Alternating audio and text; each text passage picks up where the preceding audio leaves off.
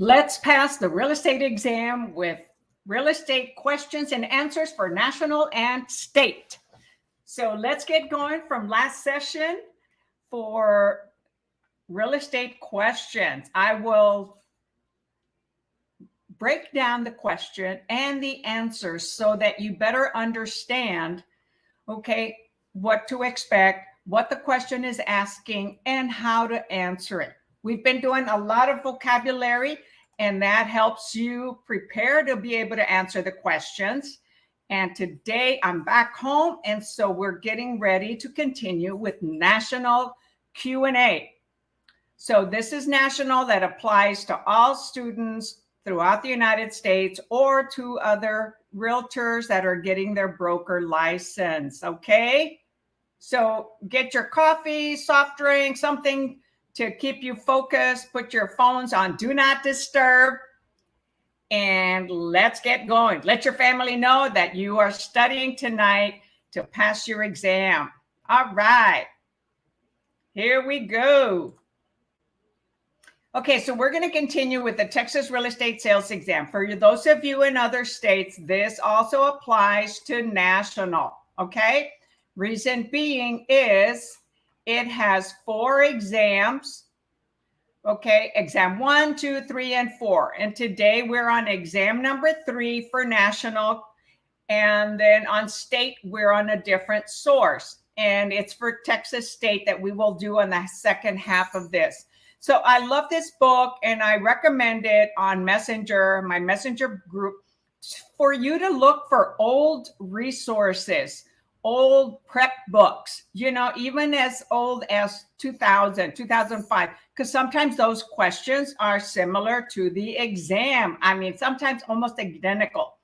And find a book and a guide that has real estate glossary or vocabulary, has real estate math review, a little bit of a refresher course, and that shows you how to prepare for the exam. There is a system, a method in order to prepare for your exam, and then what to do when you're at the exam.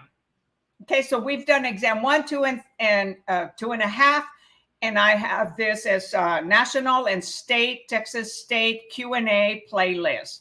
So all of these are recorded, so let's get going. So we're continuing today with, I believe it's question number 16 on page 216 for those of you who may have this book. Okay, some of you probably have the book, others do not. Okay, it's an old book, 2006, but it's awesome.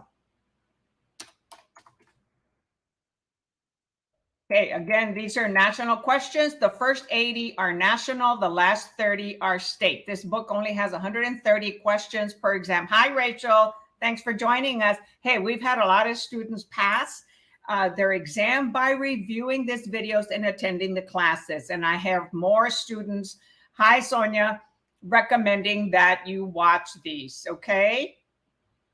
All right, number 16, national questions, all right? Remember to type your answer in the chat, and don't be afraid. You know, be courageous, be brave, take a risk. What is the best definition of a deed? Okay, what is the best definition of a deed? A written legal instrument by which an owner of real property intentionally conveys all rights, titles, and interest in real property.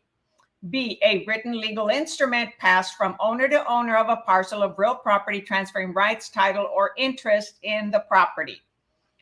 C, a written legal instrument by which an owner of real estate voluntarily alienates the property. So you see there's vocabulary words on here that you should already know.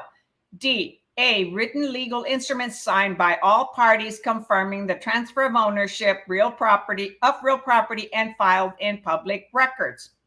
So keep in mind, only the seller signs the deed. Not everybody, only the seller. Type your answer in the chat and we'll get back. Come on, be brave. This is where you can practice and learn. And pay little attention to keywords like or everything, all. Okay, little keywords will trigger a right or wrong answer. It is not A, Rachel. Take another attempt.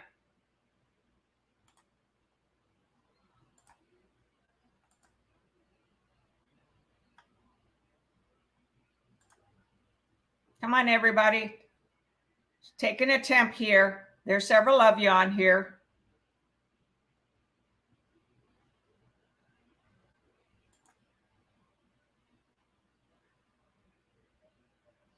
Hi, Ruth.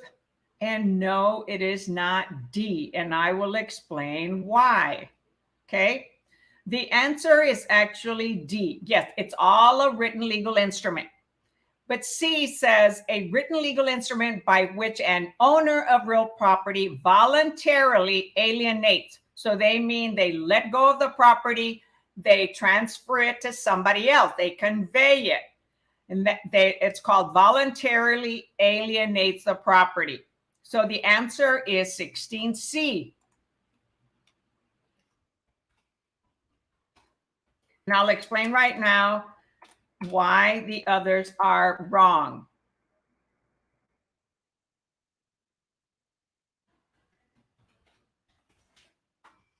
Okay, so A is wrong because it says a written legal instrument by which an owner of real property intentionally conveys all rights. It's not intentionally, it is voluntarily. They want you to use the correct word, and the correct word is voluntarily alienates. Okay, all rights, title, interest in real property, that is correct. However, it's not intentionally, it's voluntarily. Number B is not correct because it says instrument passed from owner to owner of a parcel of real property, transferring rights, title, or interest. The word or is incorrect. It transfers rights, title, and interest and possession to the property, all the bundle of rights. So that's why you see that little bitty word or. The word intentional, those are incorrect. Voluntary alienates is correct. Now, the last one says a written legal instrument signed by all parties. No, only the seller signs a deed. Okay? So only seller signs the deed and they voluntarily alienate. Okay, the property. That is the key, alienate.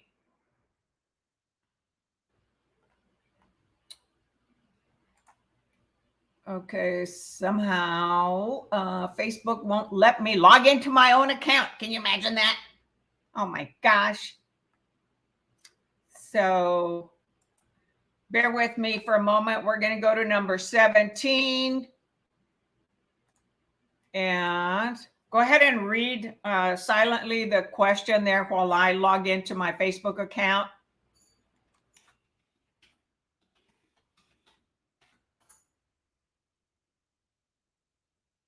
Okay, number 17. I can enlarge this.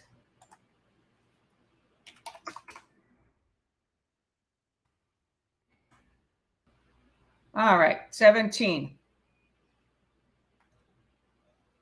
Michael Brown refuses to sell his farm to the state, which needs it to complete the route for a new highway. So right away with that statement, you should think what it is. Okay, I'm not sure who Facebook user is. Facebook user, please go to stream.com/Facebook and give StreamYard permission to post your name, okay, in the chat. So your name will show up like this, AgentPrep, okay, instead of Facebook user. Oh, it's Matilda. Matilde. And hi, Lisbeth. Okay, so here, the state may go to court and ask that his farm be condemned, allowing the state to purchase the land using its rights of A, laches, D, adverse possession, C, easement by necessity, or D, eminent domain. The answer, let's see, okay, so far we have 17D, 17D, and excuse me. And yes, that is awesome. 17D, by eminent domain. But the seller does not like what he's being offered. He or she is being offered, right? So they can go to court and do an inverse condemnation, because in order to get the property, it's the steps that are done is condemnation. So it's one of the police powers, right? Eminent domain. And the county or the city will use condemnation at the courthouse to take over the property, but they have to offer a real market value. Okay, very good. So hi, Sonia. Let's see. So I've got Sonia, Matilde, Lisbeth. Everybody's here. Awesome. Great, great. All right, number 18. Do y'all understand? Well, y'all got that one right. It was the other one that you didn't. Okay, number 400. I'm sorry. That's a resolution I have. Number 18. Fred Darcy, a bachelor, sells his longtime home. How much capital gain can he realize without owing any federal income tax? Okay, so Fred Darcy is a bachelor. Bachelor is a keyword that's important. Okay, because a bachelor or a couple has different amounts that they're allowed.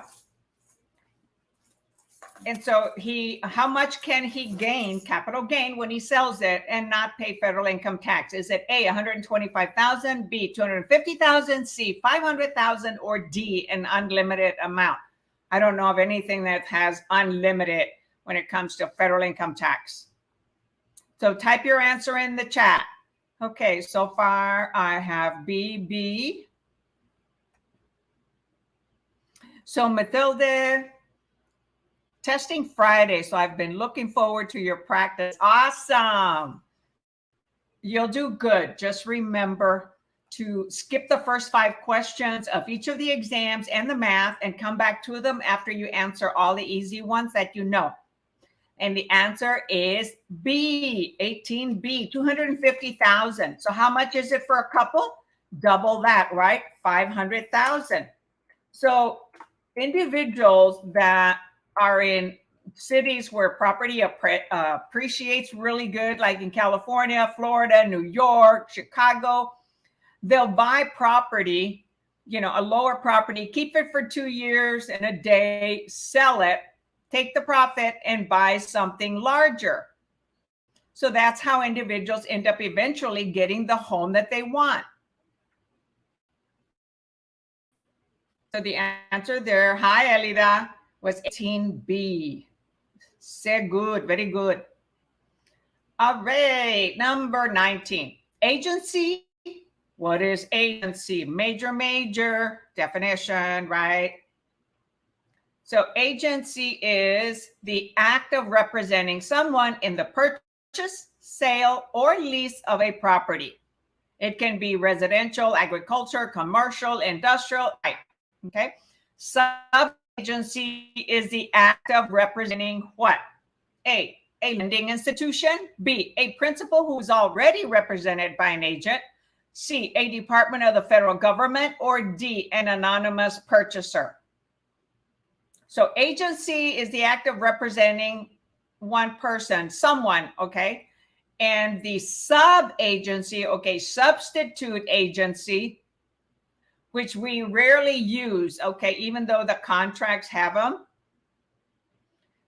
In my brokerage, we don't use the option of subagency because we want everybody to sign a buyer's rep agreement. However, the answer is correct. B, a principal who is already represented by an agent. So the principal is represented by the seller agent, and then a buyer agent comes and brings an offer, but that buyer doesn't want to be represented, so they become the sub-agent of an already represented agent seller, who is the seller. Okay, very good.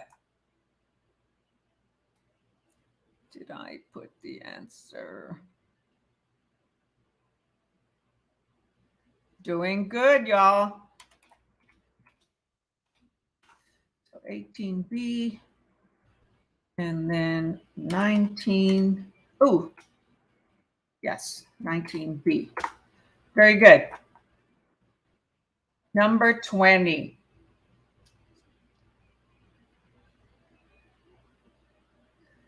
Mary Jones is the listing agent for the Greens property. She has been approached by Jack Smith to prepare an offer to purchase the property. Okay, so Mary Jones is a listing agent, so represents the Greens. She's approached by Jack to prepare an offer for the purchase of the same property. Smith does not have his own buyer agent.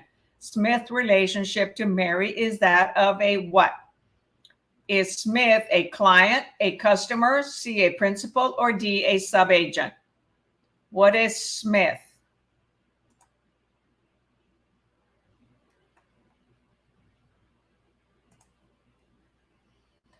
So when someone is not represented, what are they called? When a buyer or a seller are not represented, what are they called? It is not D, Mathilda. I recommend you go quickly to streamyard.com/Facebook and approve it. It is a really quick process. And it is not D. A client is not a subagent. They're talking about the buyer. The buyer is a customer. Why? Because they have not signed a buyer's representation agreement.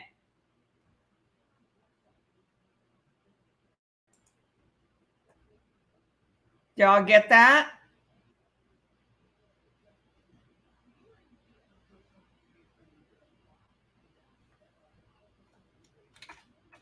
So they are a customer because the agent represents the seller.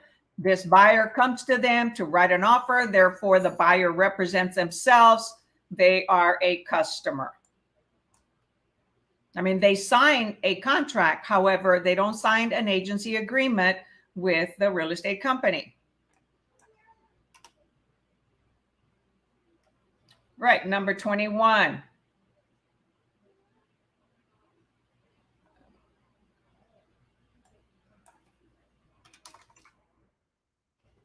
Wow, I'm going to have to go smaller.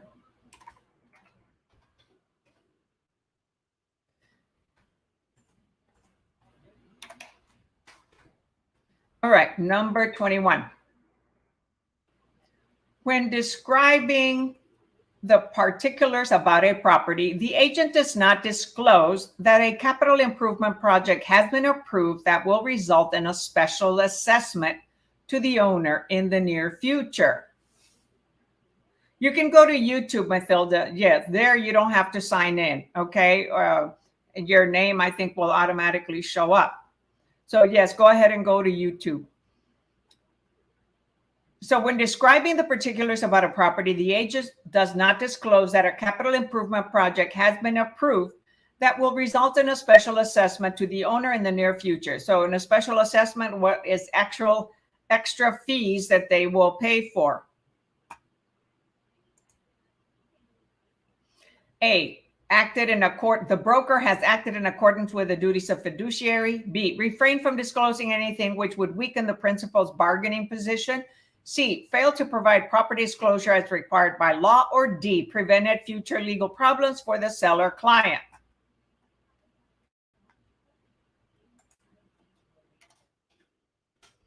So what is 21?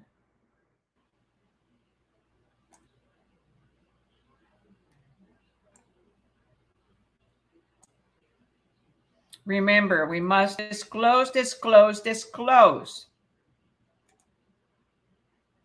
Right? Especially if it's going to cost money to the seller or to the buyer. I mean, in this case, of course, to the buyer. So regardless of any type of agency relationship, okay, the agent, the broker must disclose all pertinent facts, okay? It says property particular. So those are pertinent facts about a property. And that pertinent fact is that there's going to be an extra cost in the future for that new owner. So the seller has the same obligation to disclose that to the realtor. Hey, Matilda, awesome. Look at that. She got it done. We can now see her name. Very good. So the answer, yes, is C, 21C. It is failed to provide proper disclosure as required by law. Okay. I should say, welcome back, Carter. All right, number 22. Remember that series? I'm not big on series, but that was the series. Welcome back, Carter. All right, number 22, and we're still on exam 3. Anyone who just came on, we're doing national real estate questions that applies to all 50 states. Number 22, oh, I need to reduce this again. Okay, this is a long one. So when I'm doing questions like this and it's too long, I review them later, unless I can, read between the lines and see the answer.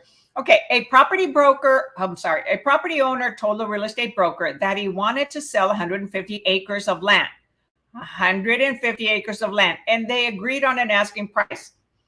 The broker produced a buyer with an acceptable offer, and the transaction proceeded to close. However, the seller refused to pay the commission he had told the broker he would be willing to pay. How can the broker collect a commission? So A, the broker cannot enforce payment of a commission because he did not have a written agreement. B, he may sue the seller for specific performance. C, he may place a lien on other real estate owned by the seller. Or D, he may instruct the escrow officer to deduct the commission from the proceeds of the sale at the closing.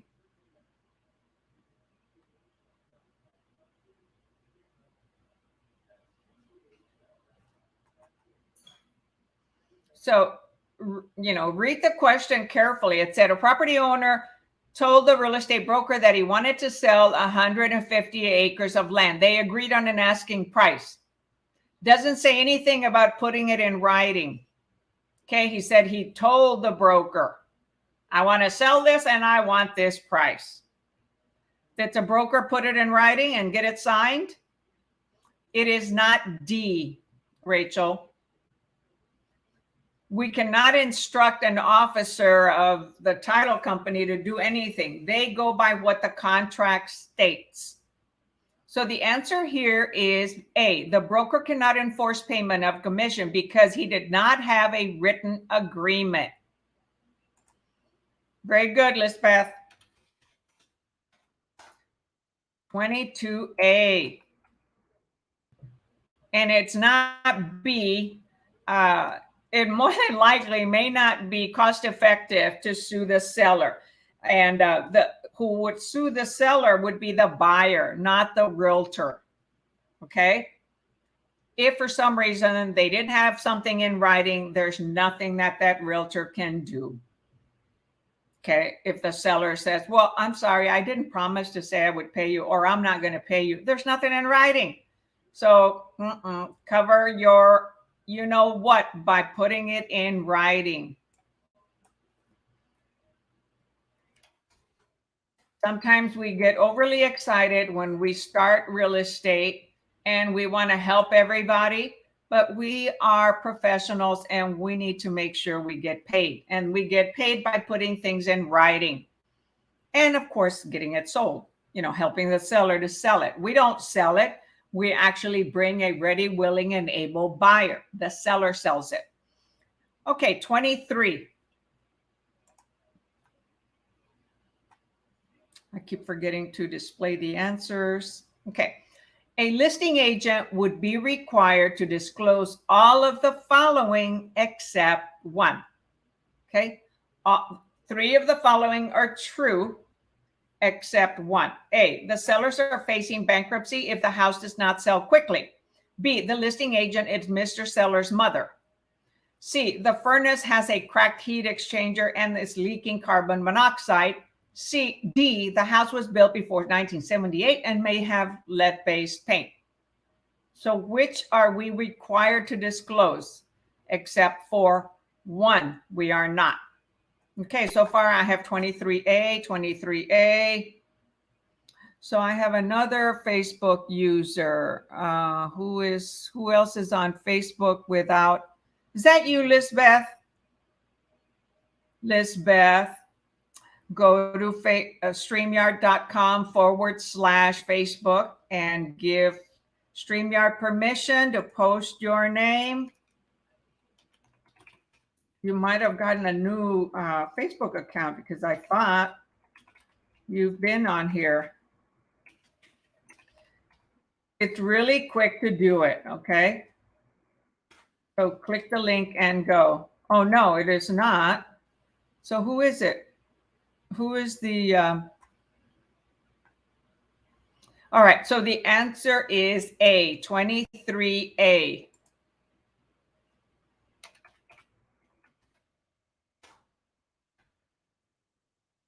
Okay, go ahead and ask your question, Matilda.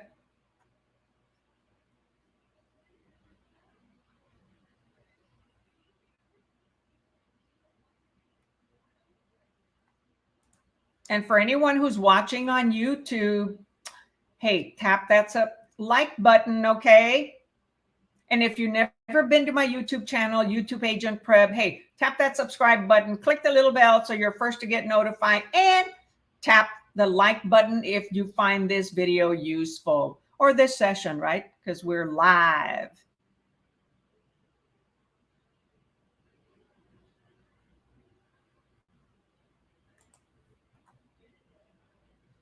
Did you type the question? I don't see your question, Matilda. You said you had a question. Okay. Can a buyer agent tell his clients the competitor's price on their wanting to buy house? Can a buyer agent tell his client the competitor's price? Hi, Jordan. Thank you for joining. Yes, of course. You cannot disclose any other contract price. You can disclose whatever is public and is on the MLS and it's advertised. But once there's a contract in writing, the listing agent nor the buying agent can share what the price is that somebody else offered. No, you cannot do that. You can share with them what the competitor property has it listed for. You know, you can share all those listing prices from other properties. Yes, you can do that, but not disclose a private confidential offer price, not even to your best friend or your family. From other properties, yes, you can do. Oh, what was that? Okay, you cannot disclose it to anybody. Only the listing realtor, the buyer agent, the title companies know what the price is. Of course, the appraiser, the lender, the inspector, they are going to know, but they're not part of the transaction. And they are also bound by confidentiality with their license. Okay, so 23 was A. Very good. Or is A. Okay, number 24. Ooh, that's a long one.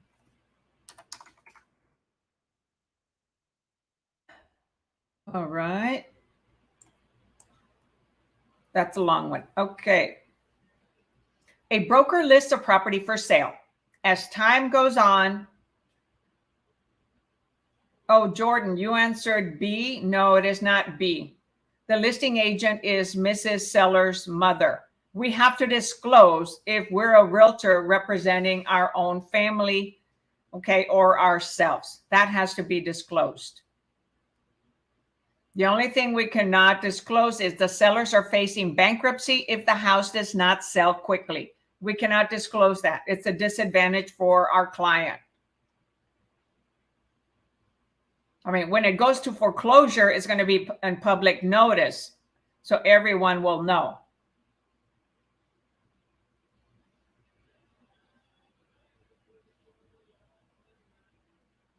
So let's see here. It says material defects must be disclosed. Yes, relationship to the clients must be disclosed. Personal confidential information must never, never, never, never be disclosed. Okay. All right, continuing on with number 24.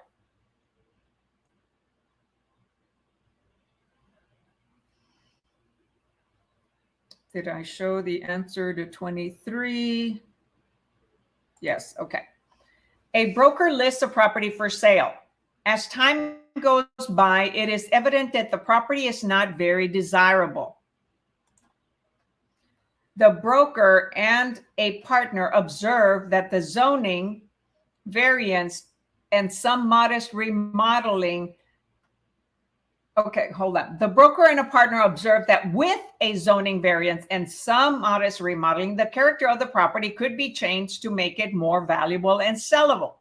The partner purchases the property without revealing the plan of the seller or identifying his relationship with the broker. Which of the following is true of this transaction? Okay, we cannot be buying property with a partner without informing and without disclosing. Okay, I'm sorry. Let me go back. Mathilde said, for example, my client is making an offer. Can I share with my clients what the competitors' prices are? If it's the competitors' listed properties, yes, but not an offer property. So you understand that. Okay. I can't see any of your comments. Facebook user, because they're posting up on StreamYard, you should be able to see them on there. You should also see them on Facebook. Let me see here why you're not seeing them. Oh, it's because Matilda's commented on YouTube. All right, and you, new user, okay, who is it? Lindsay Lopez, you're on Facebook, okay, and Matilda is on YouTube, and that's where she posted it. But you should be able to see it, I think, here on my live stream through StreamYard. So why don't you go to my YouTube channel?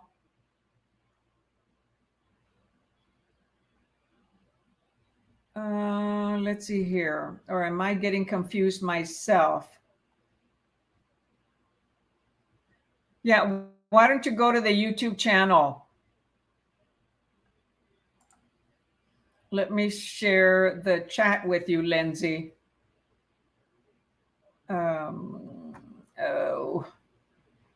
Okay, on the reminder link that I send, okay, I give you a choice to go to YouTube or Facebook. You'll be able to see everything on Facebook, okay? So I recommend that you get onto Facebook, to YouTube, and be able to see all the replies on there, even though I think you should be seeing them also on Facebook. All right. Oh man, my Facebook is reacting slow today. Pardon you all. I'm trying to get a link.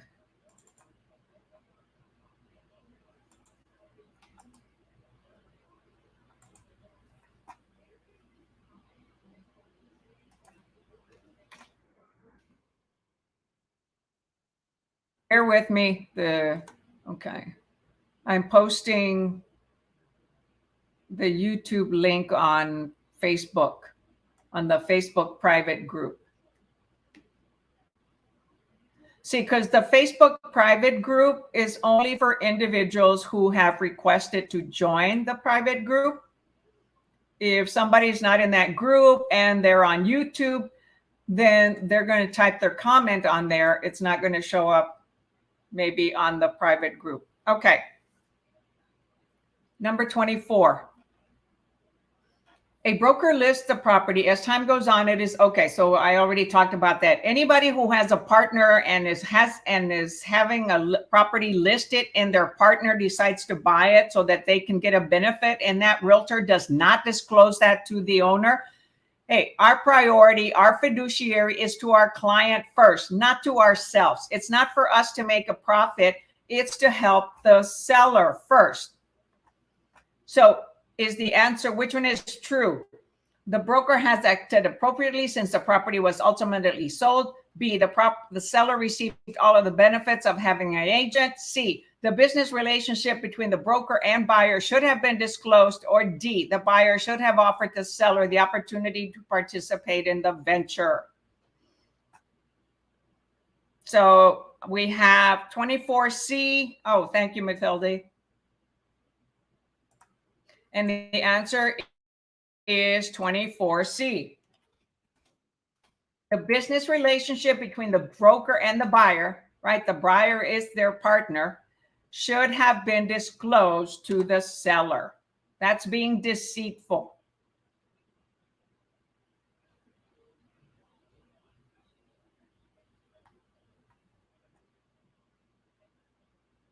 Okay, that is deceitful.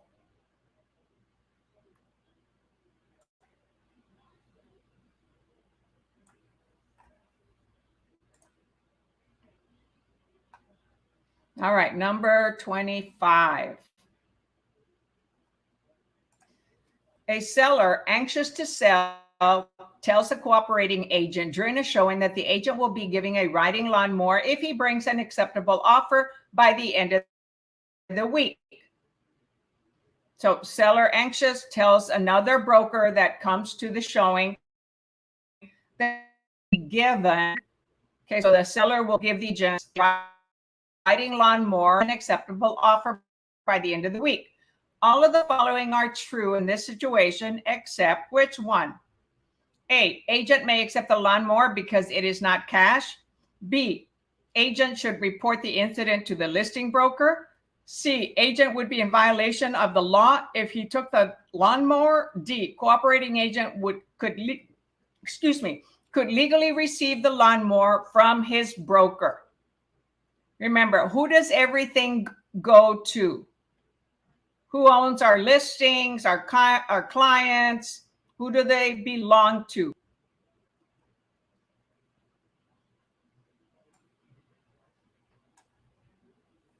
Type your answer in the chat. So far, I have 25C.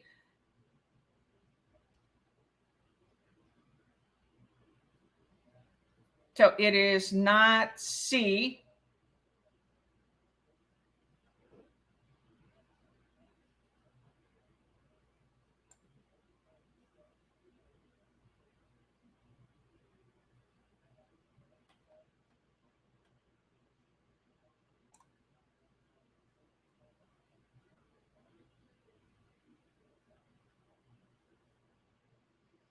Okay, so the book says the answer is A. So an agent may accept the lawnmower because it is not cash. So to see, all of the following are true in this situation except, A, because agent may accept the lawnmower because it is not cash. They cannot accept it. It goes to the broker. Okay, agent should report the incident to the listing broker. Yes. Agent would be in violation if they took the lawnmower. Yes. Cooperating agent could legally receive the lawnmower from the broker, right? Because we get paid through the broker. We receive anything through our broker. So the one that is not true is 25A.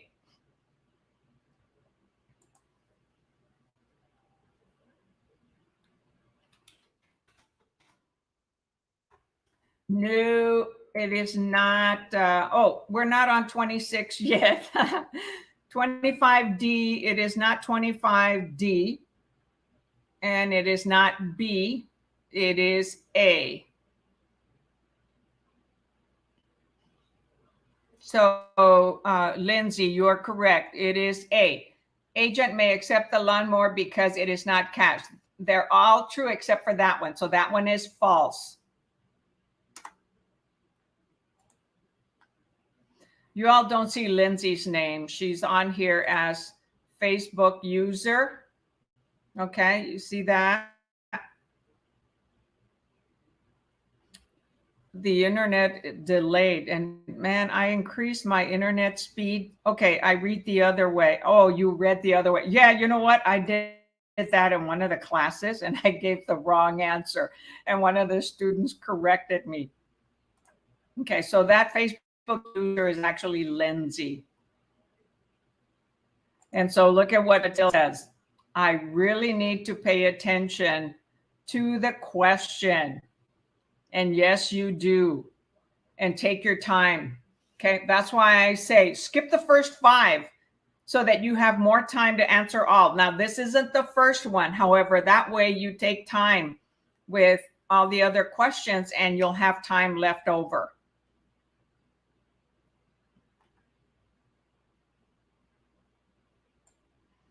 All right, what is going on here?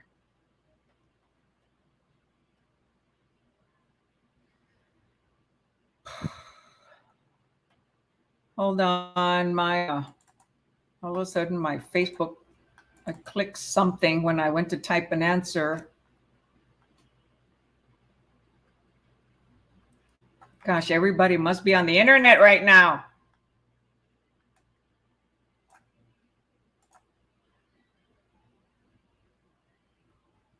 Bear with me one moment.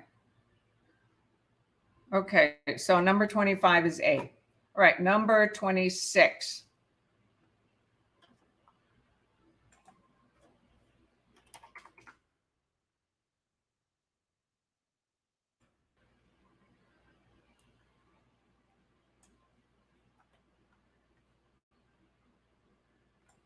Lillie has received 3 offers on her listing at 3109 Flint Street.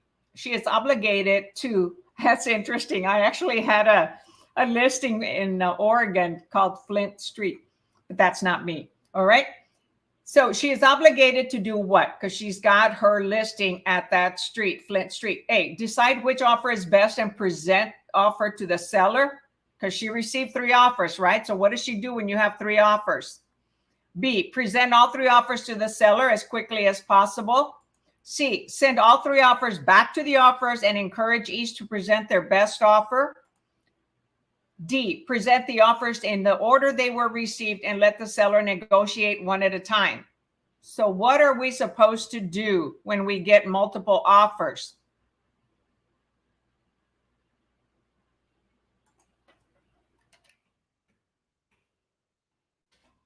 Type your answer in the chat, and I've got 26B so far.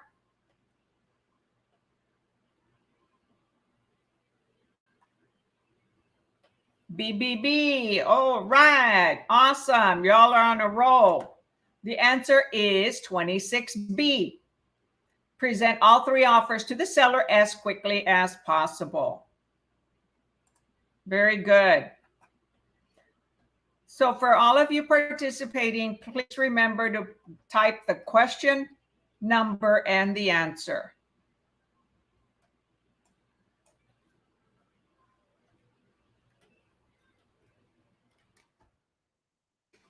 And anyone who just came in, we are doing national questions. Applies to everybody.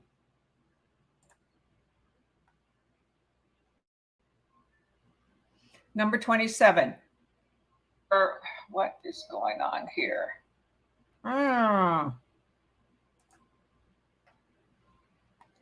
The Real Estate Settlement Procedures Act, called RESPA, that is the acronym, RESPA, Real Estate Settlements Procedures Act, requires full disclosure of settlement costs on which of the following transactions? A, A married couple buying land for investment using a conventional federal land bank loan. B, a single person buying a condominium using a conventional FNMA, stands for Fannie Mae, adjustable rate loan. Or C, a family buying a home in the suburbs using an FHA loan. Or D, both B and C. So full disclosure of settlement costs is required by RESPA on which transactions? A conventional loan, a Fannie Mae loan, conventional Fannie Mae, or an FHA loan, or B and C?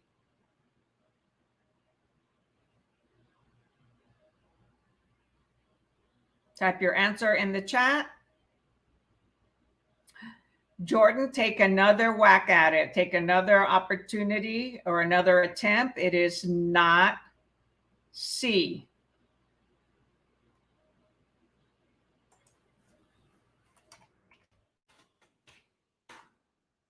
The answer is 27D. Awesome. Very good.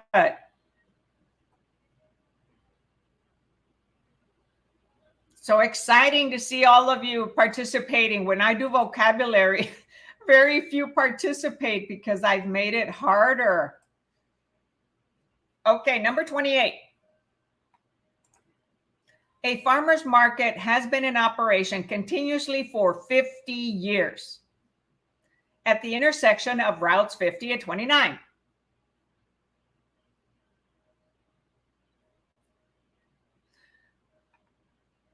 Yes, it is involved with FHA loans. RESPA is always it's involved with consumer loans that are insured, and FHA is insured, and Fannie Mae is also, you know, a conventional loan that can be purchased, okay, by Fannie Mae, and that's for a condominium. The first one is an investment, okay? RESPA is not for investments. It's for 1 to 4 residential resale purchases and sales, okay? Not just FHA loans. Okay, that's what Matilda was asking. Oh, okay, Jordan, you meant to type D. All right, got it. Very good. So it is not just for FHA, okay? A is not correct because it says for investment using a conventional federal land bank. I can't see D on the questions.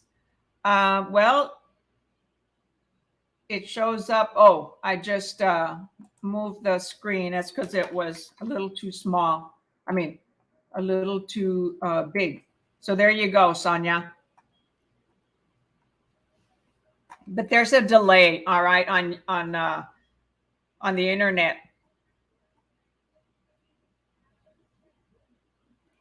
Okay, 27. Did I show it? 27D. Very good. All right, number 28. Moving right along.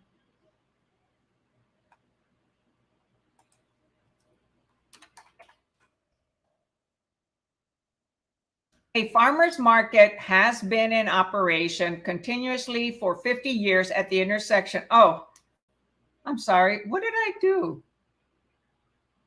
I had already read 28. I went back to 27. Oh, because of what somebody stated. Okay. So, so this farmer's market has been in operation 50 years. Right now, there's a new master plan approved by local jurisdiction, place that land of tract of land in a residential zone. In order to stay in business, the owner of the farmer's market should do what? Does he have to do anything, or do they have to do anything? A, apply for a new zoning category. B, modernize and expand the facility. C, raise and construct a new market. Or D, keep the business going without modification. Think about this. All right, think about this carefully.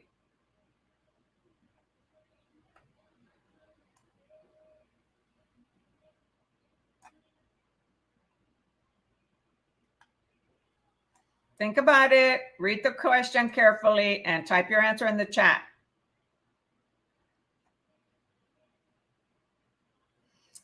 It is not A, Jordan. I'm sorry to say, it is not A.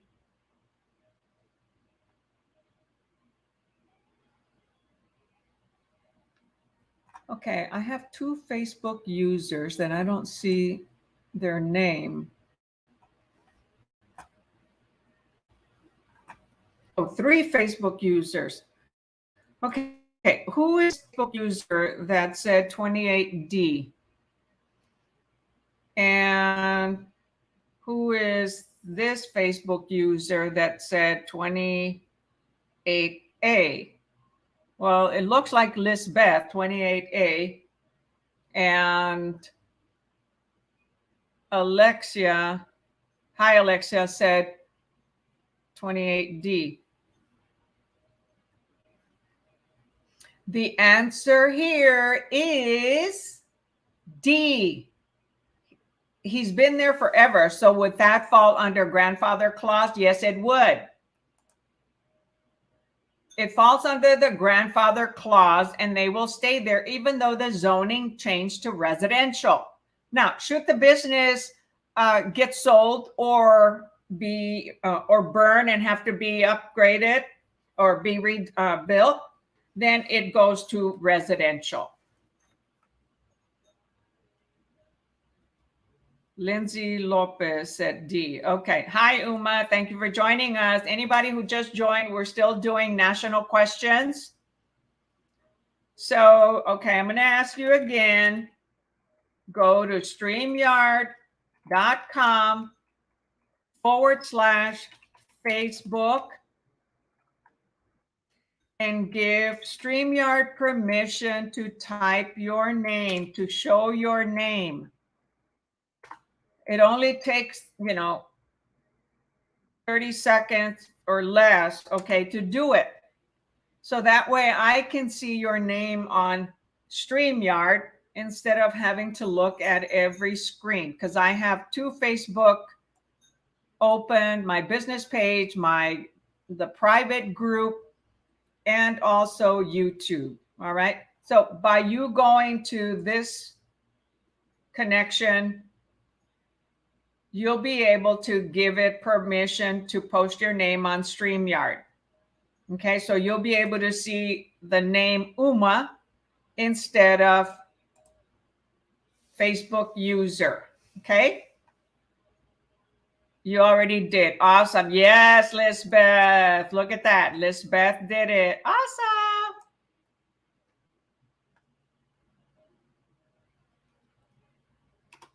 Okay, so the answer was 28D. It is grandfathered in. They don't have to do anything. Okay, number 29. 2999.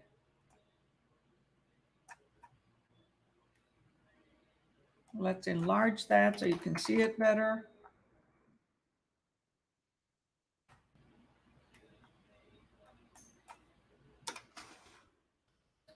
Okay, 29. A commercial property investment has a tax liability when the what?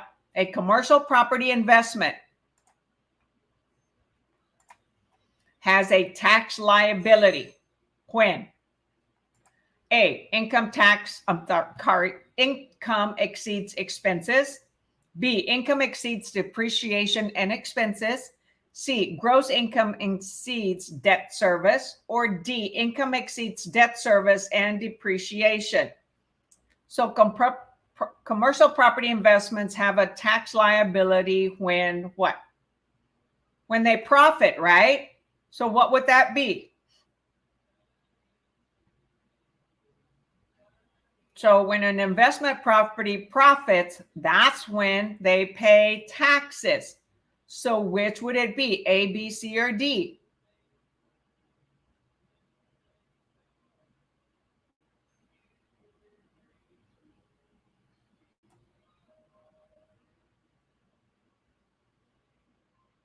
Type your answer in the chatty chat.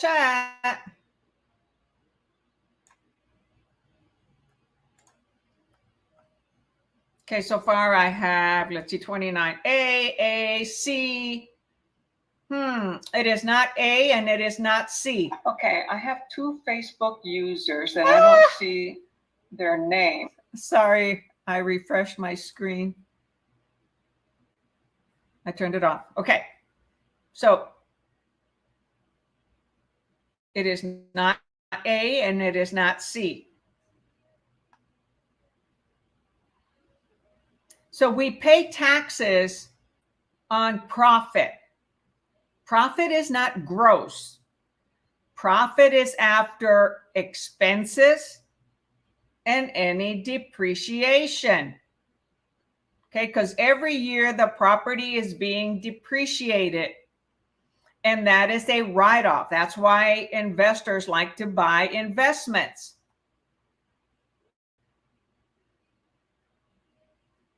Okay, therefore the answer is B. After income exceeds depreciation and expenses, that's when they pay tax liability. If they don't have any profit after they depreciate the property and expenses, then there are no taxes due. So taxable income is that which remains after deducting all expenses, operating expenses, maintenance, property management, utilities, repairs, insurance, anything that has to be paid, and also depreciation. So 29B. You'll need to go and review what is the meaning of depreciation.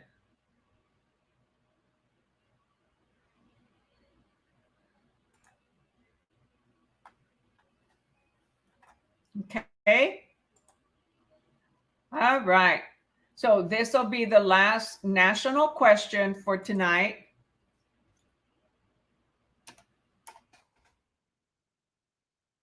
We're doing number 30, and then we'll move on to Texas state questions. It's taken us a little bit longer to do national today than usual. Well, I don't know about that. Okay. Alan, who has a dog, applied to rent an apartment at a complex that has a firm policy of no pets. No pets.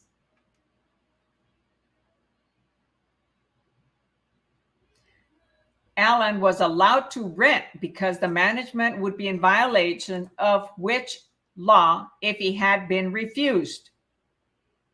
A, Fair Housing Act, Civil Rights Amendment of 1988. B, Americans with Disabilities Act. C, Fair Housing Act, the Civil Rights Amendment of 1968. Or D, a local city ordinance regulating multiple family dwellings. So which one would it be?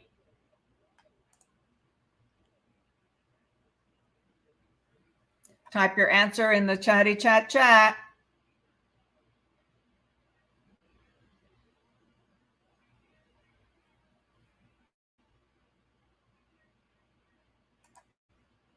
Okay, so far I have 30B. Sad to say, it is not 30B and it is not 30D.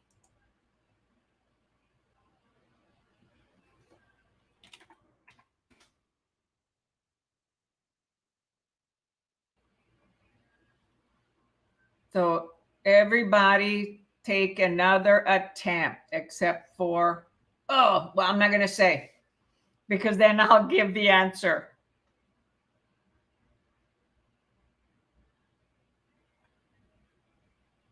Hi, Senya. Thanks for joining us.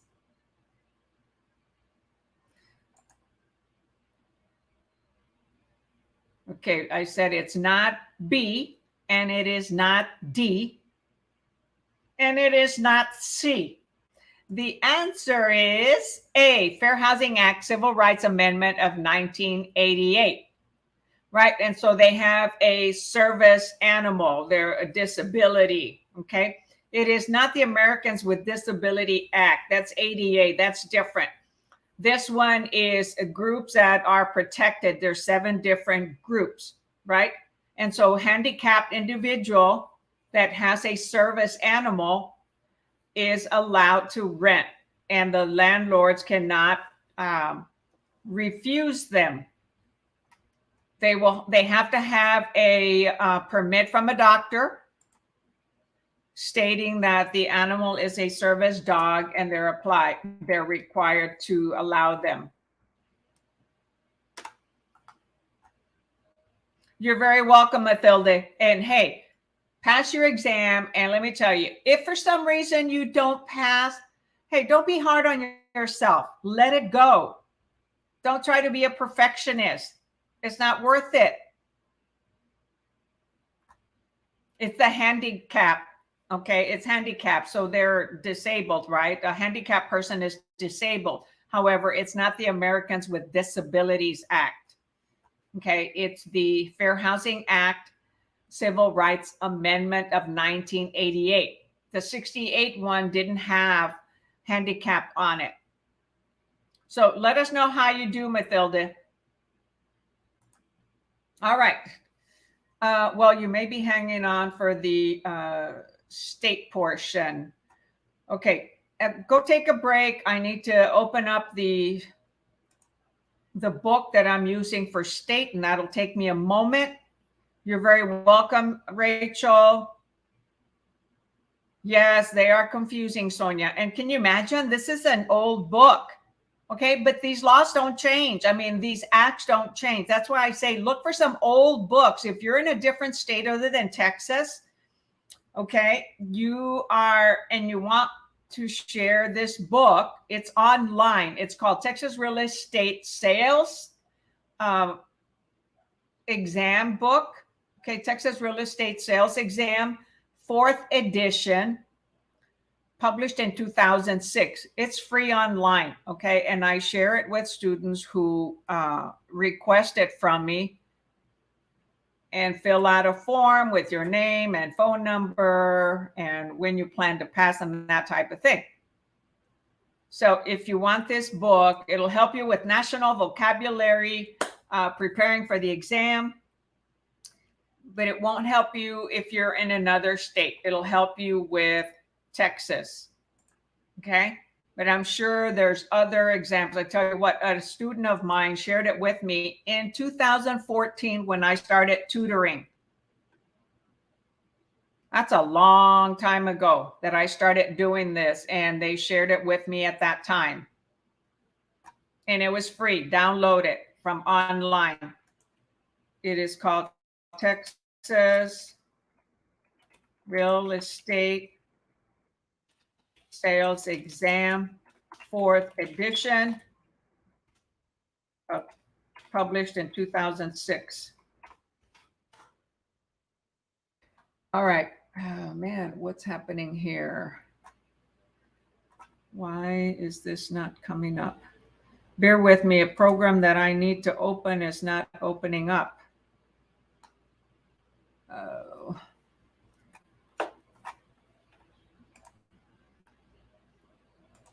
Or maybe it did open up.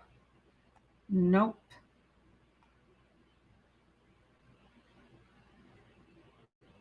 Why is it not opening? Bear with me. Take a little break.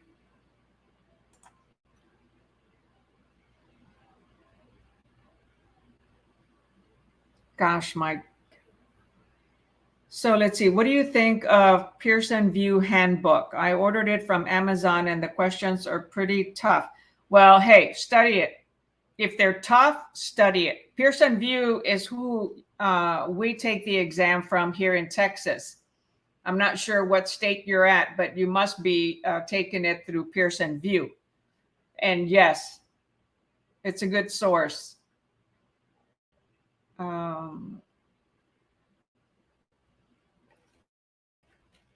Hold on, my Kindle app is not opening.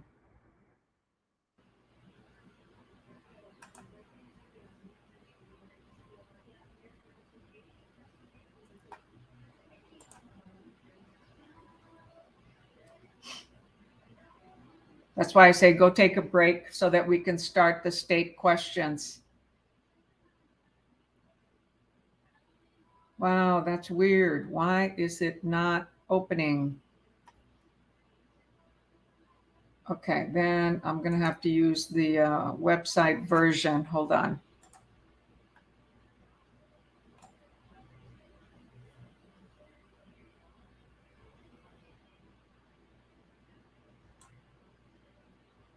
Yeah, my internet at the moment, for some reason, is really slow. Kindle.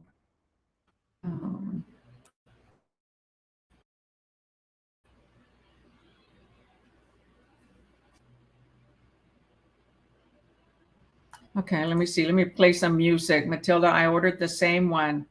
I'm here in Texas as well. Yeah, that's good. Okay. It is a good source, but I like books that have questions and the answers explained, not just the letter answer, because then you got to go research it to understand it better. This book that I'm using, okay, that has national in Texas, and if you requested it from me, you should be using it. Okay, when I recommend you something, I recommend it because I know it works.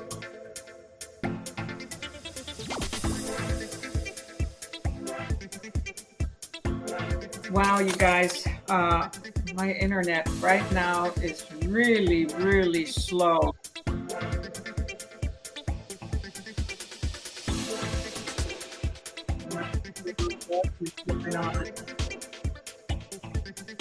Oh, I know what. Bear with me. My internet is on wireless.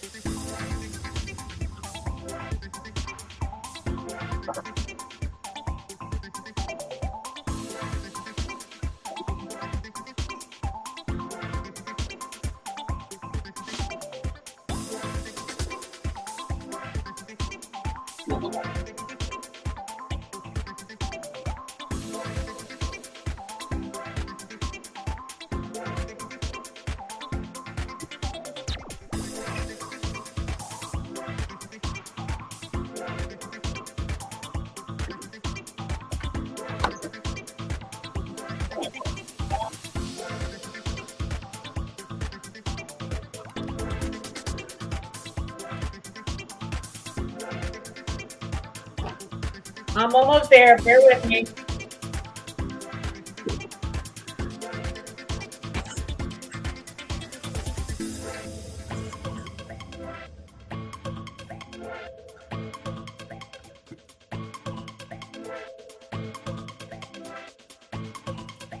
I think I found the culprit. I had it on wireless instead of the connect. All right, all right.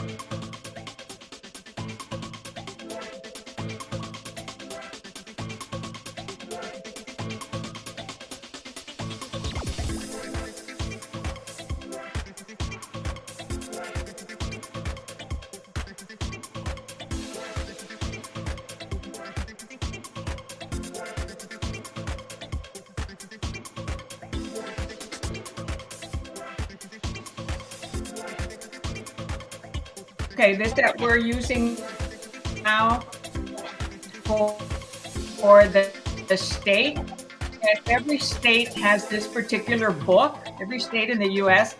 The only, and this explains the answers, okay? This is another good book, and I bought it in December of 2020, or no, I bought it in January, February. So we're on exam. So again, this has all the different resources that we need. Turn the music off.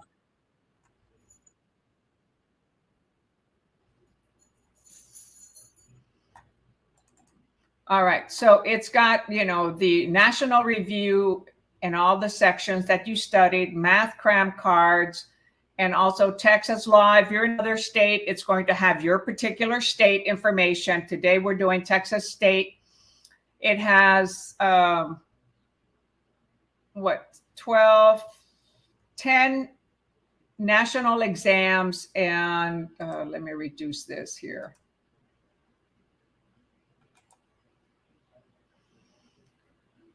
It has 10 national exams and 6 state exams, and then it has a full examination. And the answer key, all right, has explained answers. All right, so we left off with 13 point, let's see, test number 13. So I'm going to hide this.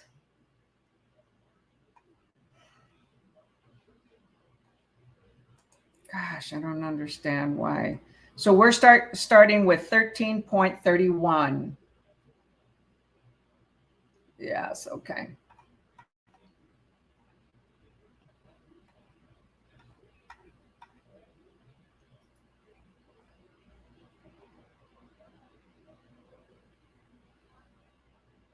All right, there we go.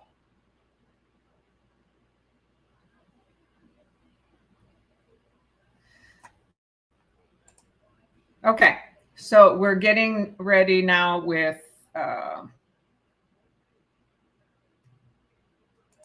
Texas state questions. So if you're from another state, you're welcome to stay, okay? And you might learn something.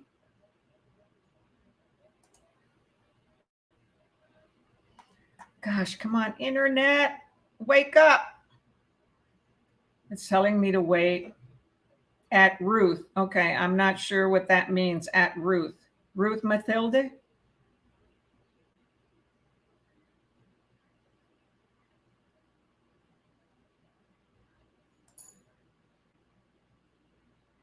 I'm having technology issues at the moment. So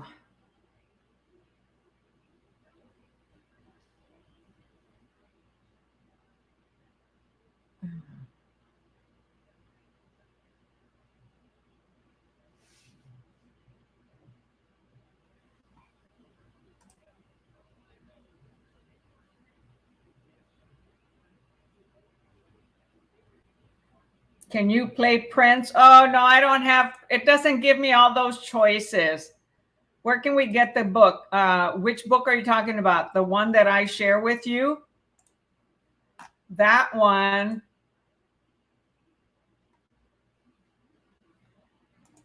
Let me post it on the chat.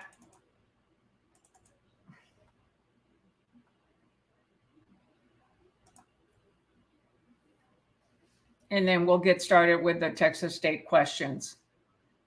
And if you're watching online, you know, you can speed this up, okay? And go to where you need to get to. You know, you can speed up the, go forward and skip sections.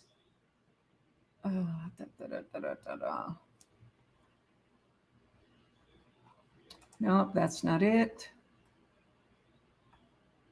Registrant. I'm getting there.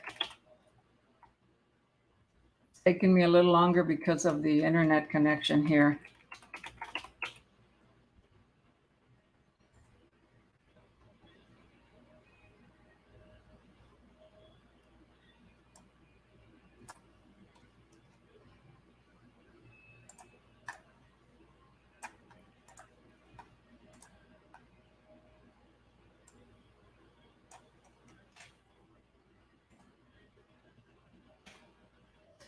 Okay, so this is where you can go to download the book.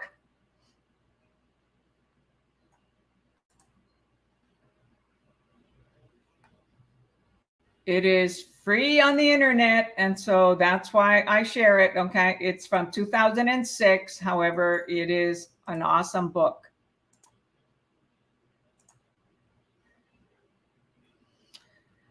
Oh my goodness.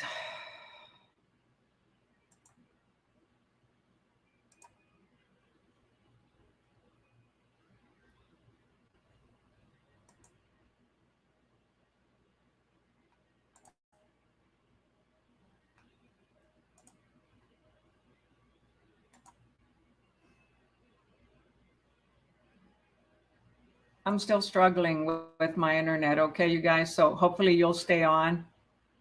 If you don't, I understand. I'm just having issues here today. That's what I get for going south to clean my house and prepare it to put it on the market for sale.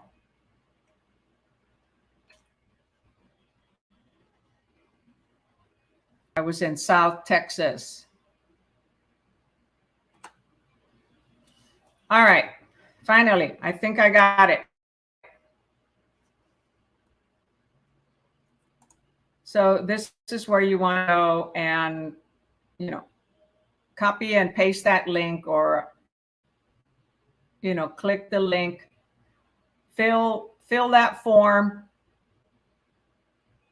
And immediately, as soon as you complete the form, you'll get another little window with the link of the book, Texas Real Estate Sales Exam, to download it. It's a PDF document of 287 pages.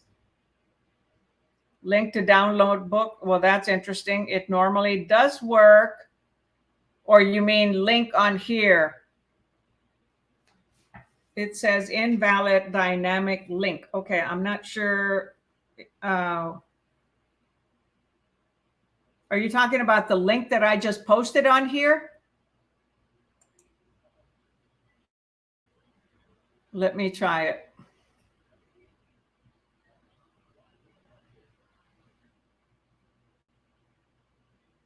Oh, what the heck happened?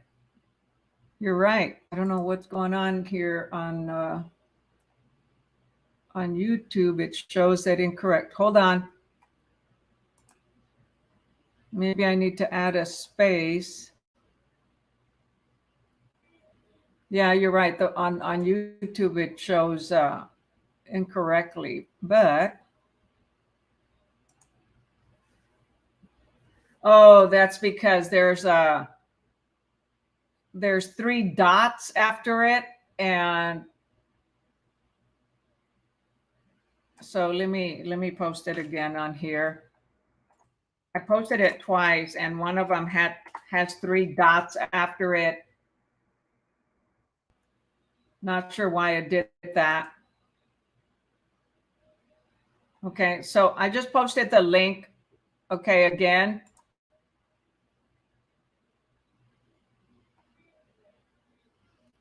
Because it's actually a Google document.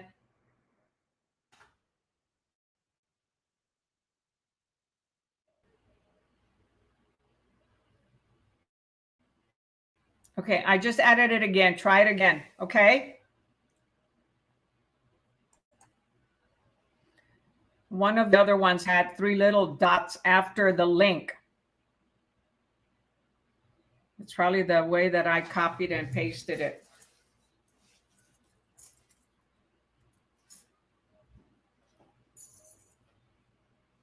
Okay, that's the link right there. I don't know why it, oh, I see why. It didn't put a space between the 9, and you'll get an immediate message once you complete it. Okay, there's a video on there on how to prepare for studying or remembering. And then there's a video about EXP Explained, so that you can evaluate us once you pass your exam or before, and you're looking for a broker. Let's see. Thank you. Link still not working. Okay, I just did it again. Okay, link is working. Yes, because now it doesn't have the 3 dots. Okay, very good. Okay, moving right along. Okay, so now we're on Texas state questions. So anybody who's watching this online, hey, just fast forward, you know, all the wasted moment that I just did trying to get the internet working, and, you know, start with Texas state. And it's at 1 minute and 20 seconds. I'm going to have to write that down on YouTube so that everybody knows where to start. So 1 minute 1 hour, 20 minutes. Okay, is state. Okay. A licensee shows a property to an interested buyer, which the buyer likes very much. During the second showing, the buyer reveals that the house was previously occupied by a person who died of AIDS. Ooh. The buyer blames the agent for not disclosing this fact and threatens to file a complaint with TREC. Which of the following is true? Remember, there are certain things that we don't have to disclose. A, the broker has failed to deal honestly and competently with the buyer prospect. B, the broker has violated a duty to disclose unnatural deaths which have occurred in the listed property. C, the broker has jeopardized the client's interest and could face disciplinary action. D, the licensee is not required to make any disclosures or inquiries regarding AIDS. Okay, type your answer in the chat. In the chatty chat.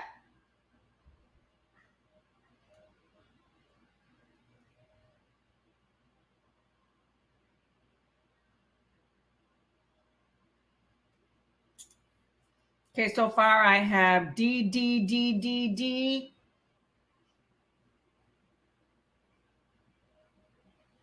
And the answer is D, D, D, D, D. 1331D.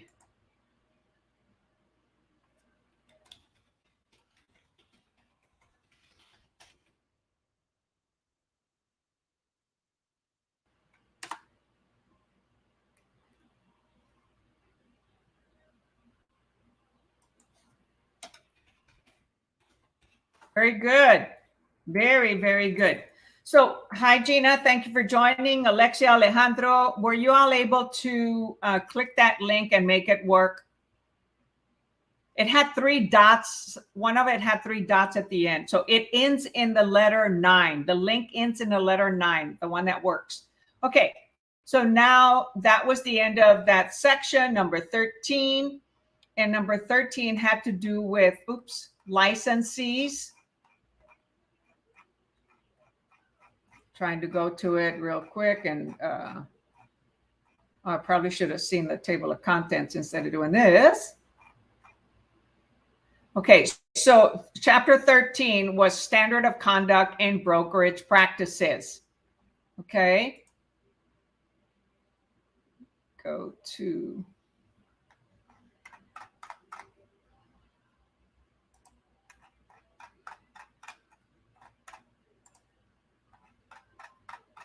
So now we're going to start chapter or test 14 for Texas state questions. And it has to do with agency and brokerage relationships. Very good. I'm glad the link worked. Awesome. All right. So I need to enlarge the text and let's see if it shows 14. All right. There we go. Agency and brokerage relationships. Well, that didn't work.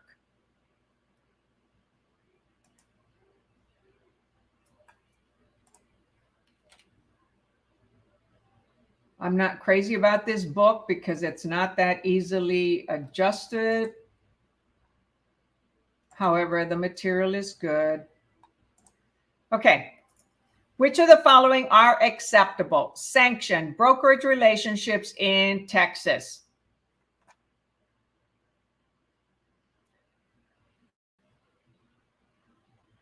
A, buyer agency and seller agency only, no sub-agency or dual agency. B, buyer, seller, and sub-agency. C, transaction brokerage only. D, buyer and seller agency, sub-agency, and intermediary representation. Which do we have in Texas?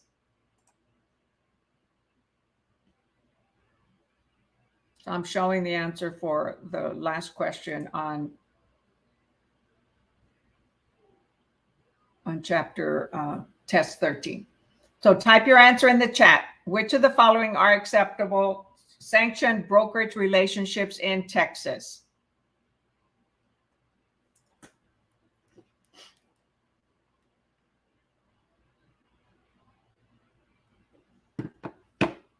Okay, so far I've got 14.1D. It is not A, because in Texas, we do not have dual agency. Okay, the answer is D, buyer and seller agency, sub-agency, and intermediary representation. Oops. Okay, we do not have dual agency in the state of Texas. So buyer and seller and sub-agency is correct. However, it's not including intermediary representation. And intermediary representation is when the buyer agent and the listing agent are both under the same broker. Okay, so if the listing is with broker X and the buyer is buying, representing the buyer is also broker X, then it's intermediary. Right?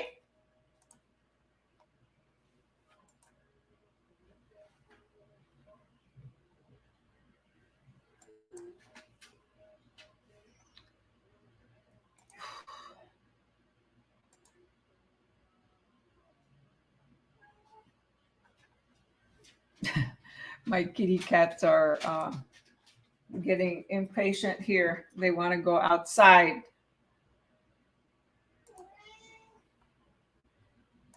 Oh man, I can't seem to get all the question on one page. Can you tell I sometimes get a little frustrated?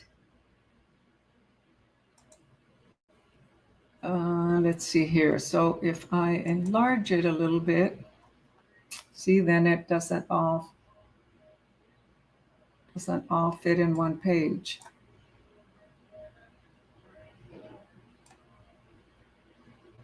There we go.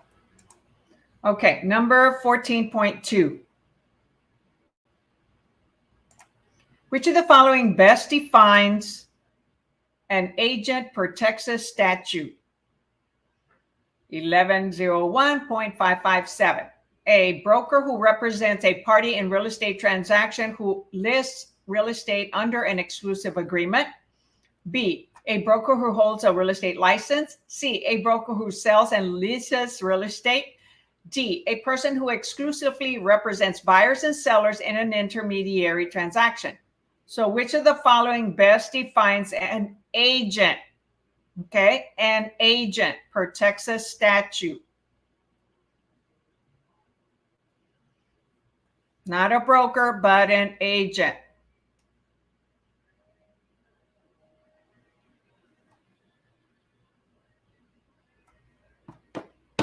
So let's see. It is not A. So take another attempt, Elida.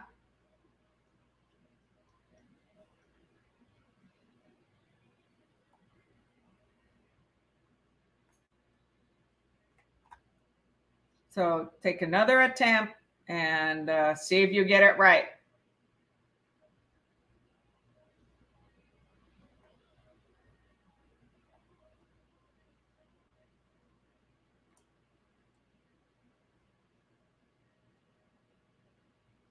Hey, and for all of you on YouTube that are watching and have clicked the thumbs up, thank you so much. And those of you who haven't, go ahead and do so. Okay, so I've got 14.2 D, B. It is not B. So yes, the answer is D. A person who exclusively represents buyers and sellers in an intermediary transaction. Now, well, wait a minute. I'm sorry. That would be a broker. That's not a broker on here. The question says, which of the following best defines an agent? Okay, per Texas statute. So B, C, and D basically are talking about a broker. Okay, and A says a broker who represents a party in a real estate transaction or who lists real estate under an exclusive agreement. So a broker is also an agent, So each of the answers has broker in it, with the exception of D. It just says a person. So it cannot be just a person, right? It has to be a realtor or a broker.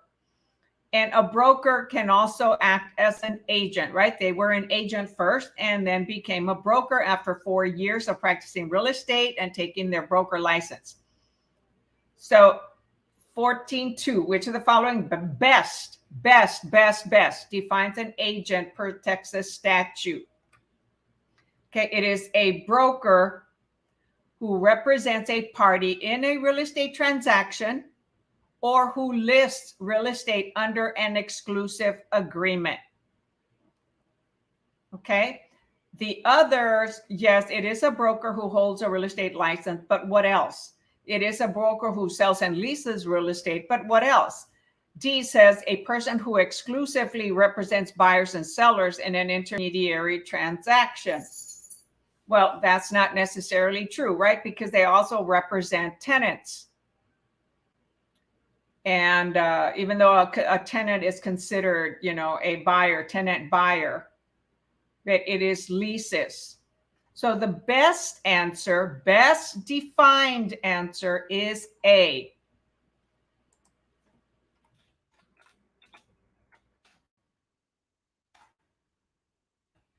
Okay, do you all see why? See, B is correct, C is correct, and D is partially correct. It's not just any person. It's a realtor, an agent, or a broker, okay? So the first three basically are correct. However, A is the best definition. Okay? Got it? Got it? So you can say, yes, I got it. Because those of you who answered B, it is correct. Okay? It is a correct answer. It's an accurate answer. It's a true statement. However, the best definition of an agent is A, because they are representing a party in a real estate transaction or list a real estate agreement as an exclusive agreement. Okay. That was tricky. Yes. Yes, it is. All right. Number 13.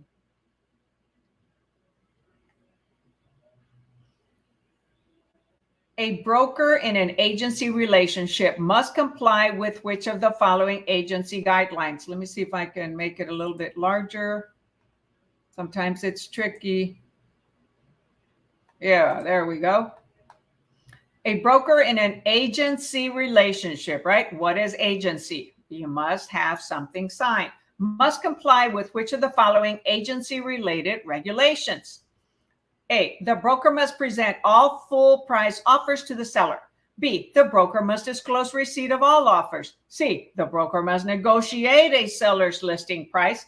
Or D, the broker must refrain from interfering in negotiations with represented principals for 90 days following the expiration of the listing.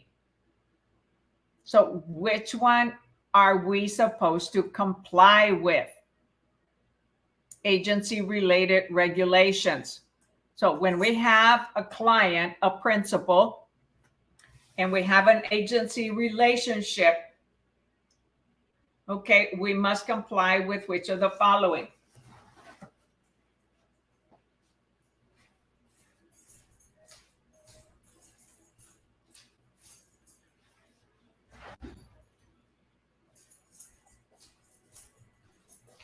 Okay, kitty cats, the door is open. All my kitty cats are by my feet. All right, let's see. So far, I've got B, B, C, A. Whoa, we're all over the place. So those of you that answered B, that is the correct answer. The broker must, it is a must. They all have must on it, right? But disclose receipt of all offers. And we present all offers, not just full price offers. And the broker must negotiate a seller's listing price. No, we're not must. Okay. Careful with those word must. And we must not refrain from interfering in negotiations with represented principals for 90 days following the expiration of the listing.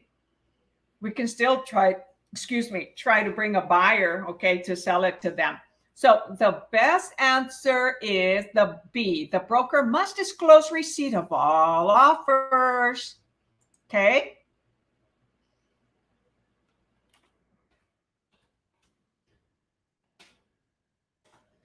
So let's see. You had A, C. Okay, A is not correct because it says all full price offers. We present all offers. Okay, low, high, full, or not. And then let's see, we had C, and broker must negotiate a seller's listing. Well, no. If the seller doesn't want to negotiate, then there's no negotiation. Okay. Our job is to bring a mutual agreement between both sides. However, if it doesn't happen, the seller doesn't want to negotiate the listing price, then we do it. You know, we have to show statistics, data to encourage them to price it correctly. Okay, that was number 14. Very good.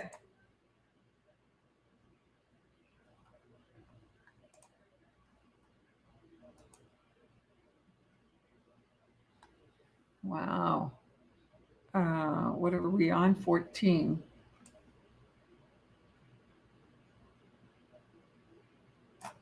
Okay, there we go. 14. Two home buyers prospects walk into an open house and start talking to the seller's agent hosting the occasion.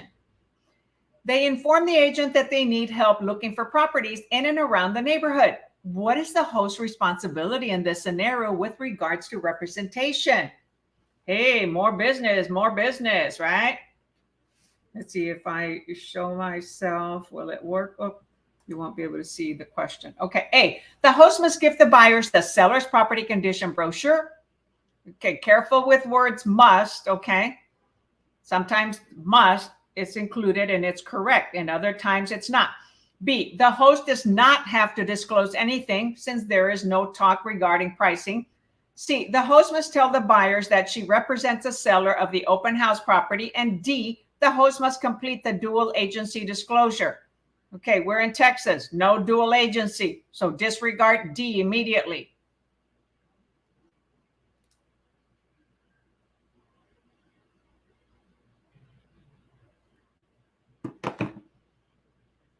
So remember, we have to disclose certain things, right? And we can represent other individuals if that house doesn't work for them.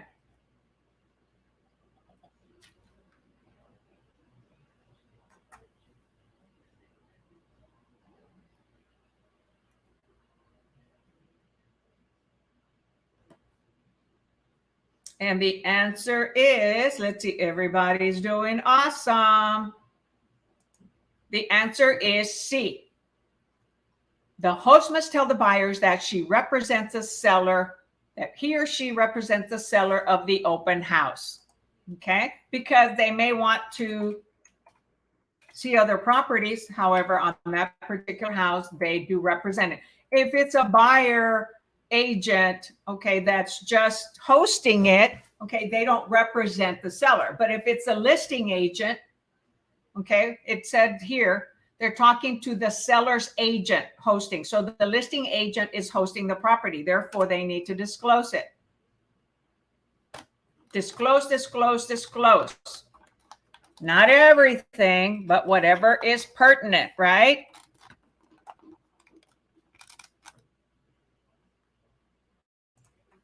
Very good. Okay, number 15. Salute to all of you. Did see, oui, monsieur.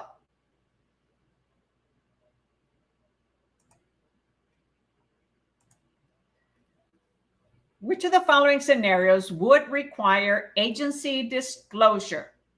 A, Two buyers tell an Austin agent that they are seriously considering moving from San Antonio to Austin. Oh, no. Oh, well. B, a buyer tells a licensee that they cannot live in a two-story home. C, a buyer tells an agent at an open house that they like the listing at the end of the cul-de-sac with the detached garage. D, a seller tells an agent that he and his wife are considering downscaling their main residence. So which of the following scenarios would require agency disclosure?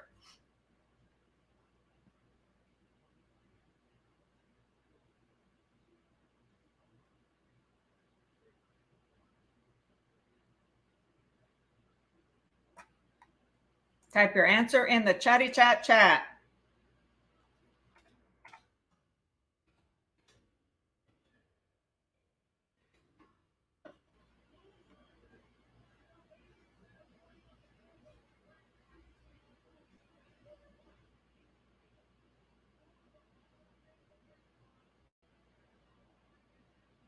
Okay, you've got to know what is the definition of agency disclosure. When do we disclose, the information about service,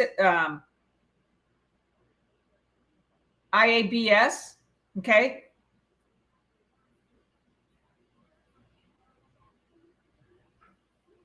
Information about brokerage services, when do we disclose that? When two buyers tell an agent they're seriously considering moving from San Antonio to Austin, that's just general information, right? When a buyer tells a licensee they cannot live in a two-story home, again, that's general. C, a buyer tells an agent in open house that they like the listing at the end of the cul-de-sac with the attached garage. So now they're talking about a specific property, right? D, a seller tells an agent that he and his wife are considering downscaling their main residence. So they're not talking about a property that they want to buy while that realtor is at an open house. So the best answer is C, right? A buyer tells an agent in an open house they like the listing at the end of the cul-de-sac. Anytime there is substantive discussion that gets narrowed down to a specific property, the agent involved needs to make the agency disclosure. So on D, it says the wife, they are considering downscaling, okay? They're not doing it, they're considering. C says the buyer likes the house, okay, that is listed at the end of the cul-de-sac with the detached garage. So they're giving specifics about the property location and about the property itself, right? At the end of the cul-de-sac and the detached garage. So that is a substantive communication about a property, a specific property.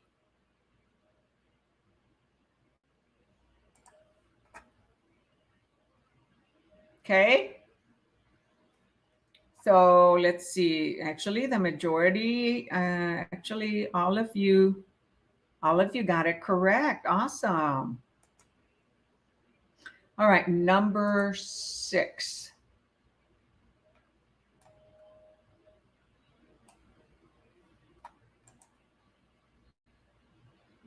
Oh, that didn't quite work.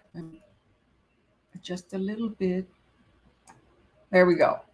14.6. Way to go, Matilda. Okay.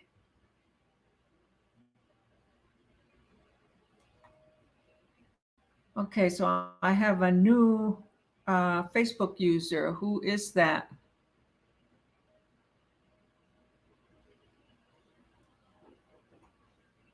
It might be Elida again, but I thought Elida, you were already had already given StreamYard permission. Oh, it's a different account that you're using, Elida. Yeah, okay. In which of the following instances does a broker have to disclose an agency relationship? In which of the following instances does a broker have to disclose an agency relationship? A, when the broker meets another principal party to the transaction, the buyer's spouse. B, when an agent meets a relative at an open house. C, when an agent has completed a lease with a tenant and plans to meet the tenant the following day. Or D, whenever the agent receives a phone call while performing floor time duty. You might ask, what the heck is floor time duty? My laptop turned off, got it. So in which instance does a broker have to disclose an agency relationship? Okay, in A, it says when the broker meets another principal party to the transaction, the buyer's spouse.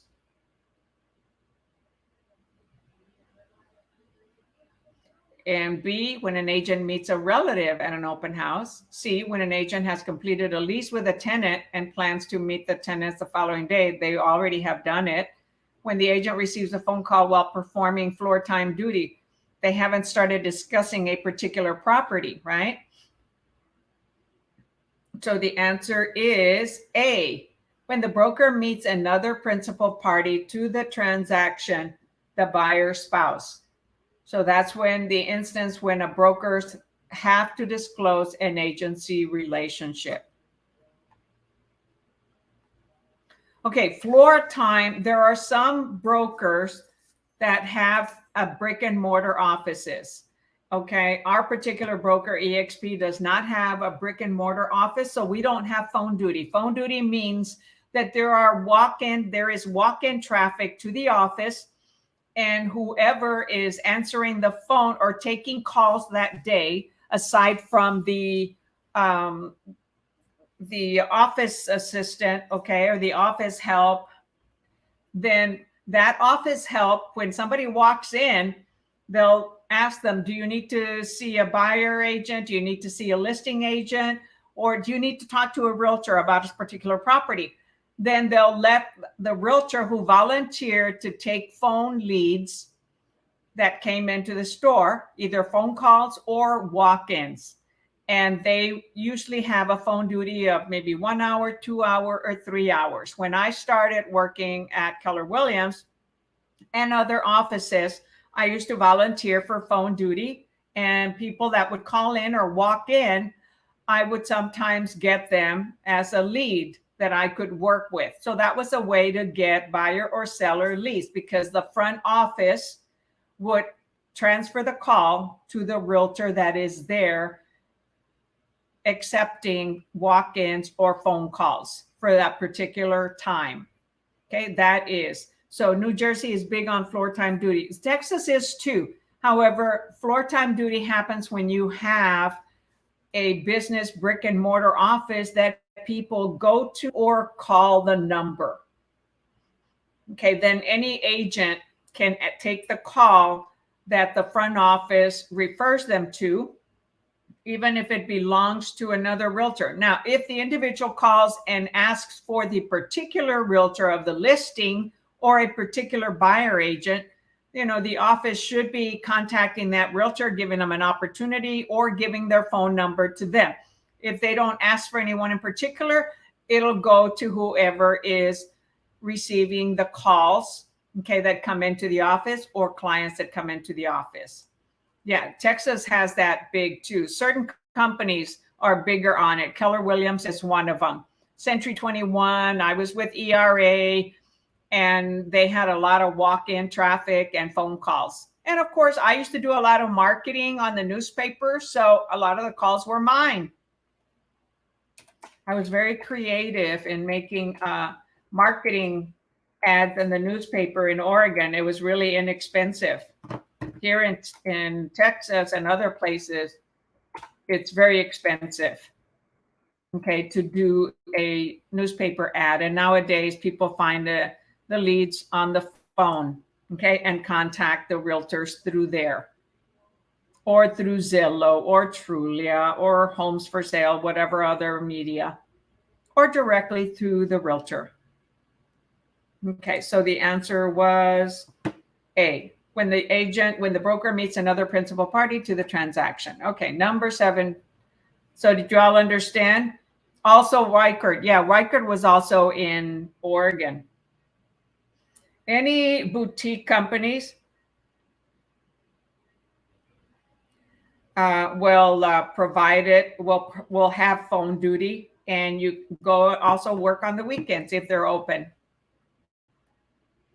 I used to do it, whenever I could. I would volunteer for phone duty, and I would get buyers and sellers.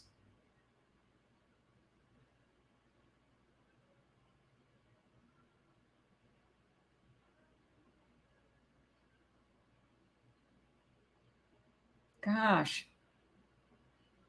that's weird. Why isn't it? I'm trying to get it in one screen, number 7. There we go. Okay, 14.7.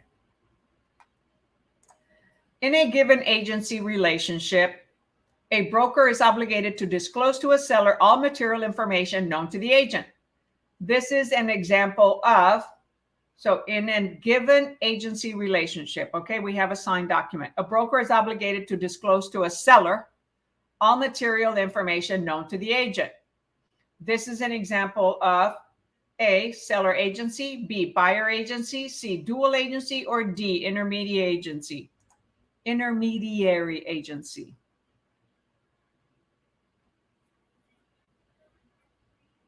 Okay, so the broker is dealing with a seller, right, in an agency relationship.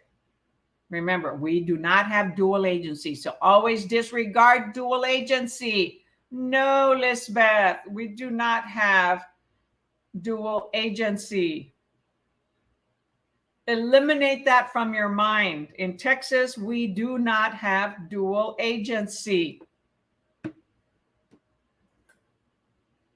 Gosh, that's interesting. 2 of you chose 14.7C. In Texas, we represent one client, y'all. One client only. No 2 clients. 2 clients means dual agency.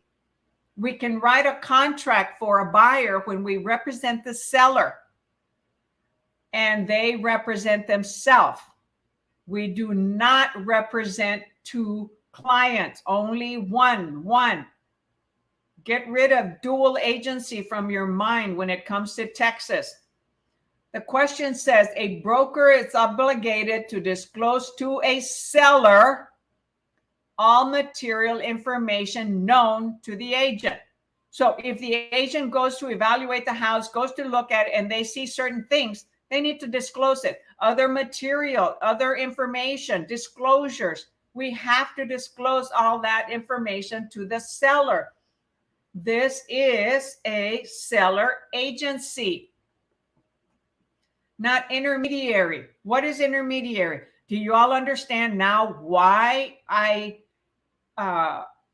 stress about vocabulary? Because those of you that answered dual agency and intermediary, wrong. And it's okay to be wrong, okay? It's okay. However, this tells you how much you need to learn and understand the vocabulary. And so many people do not attend the vocabulary sessions that I do. That's really disappointing. Sorry about that, but you guys, you want to pass this exam, learn the vocabulary.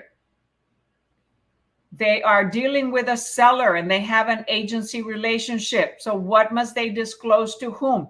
The seller agency. That's an example of seller agency.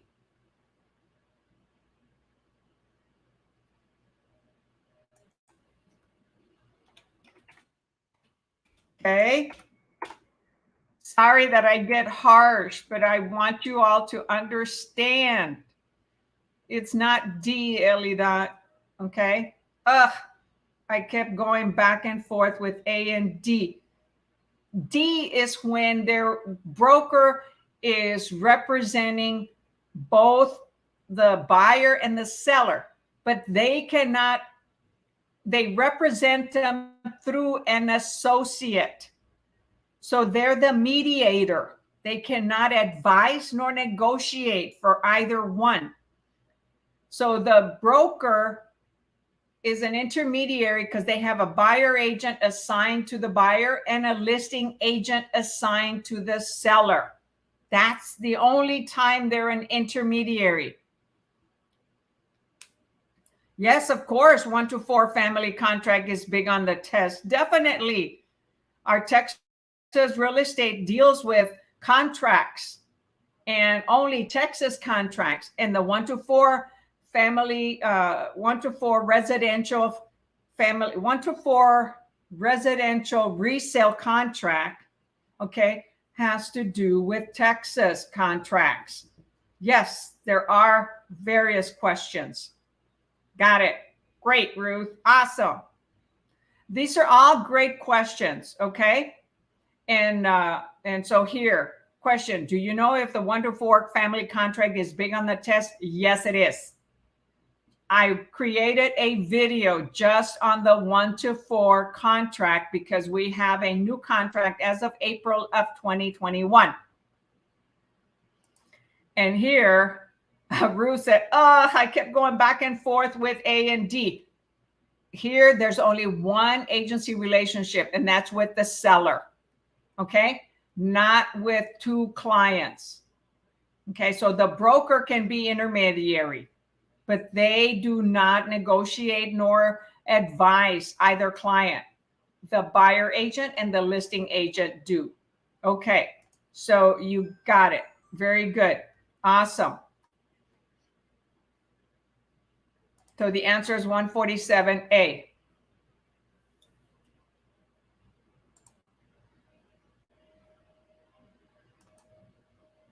And don't take whatever I say, okay, personal. It's not attacking. It's like, come on, y'all, study that vocabulary and understand the terms, the definitions. It is crucial. It's not a maybe. It will help you answer lots of questions. Oh, wow. Come on.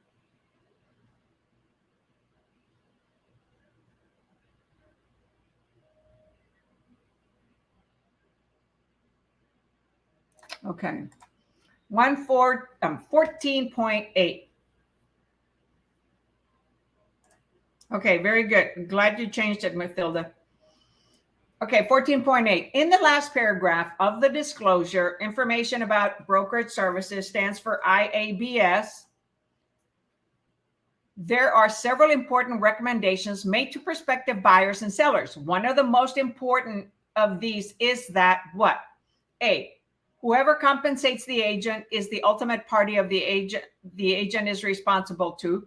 B, whichever alternative is selected, the seller is the party the agent legally represents. C, the consumer must make a decision between buyer or seller agency or using an intermediary.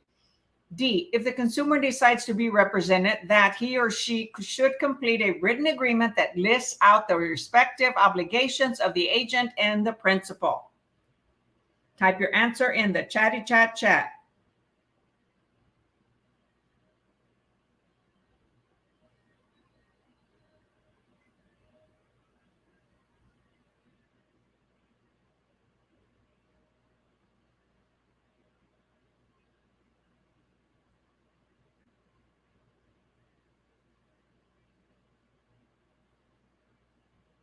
Okay, so far I have 8D, 14.8D.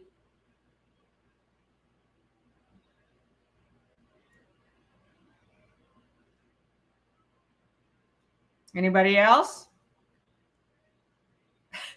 Come on, I hope I didn't upset you by coming a little bit strong and stressing how important vocabulary is. Okay, so we've got D, D, D. And the answer, it is not B.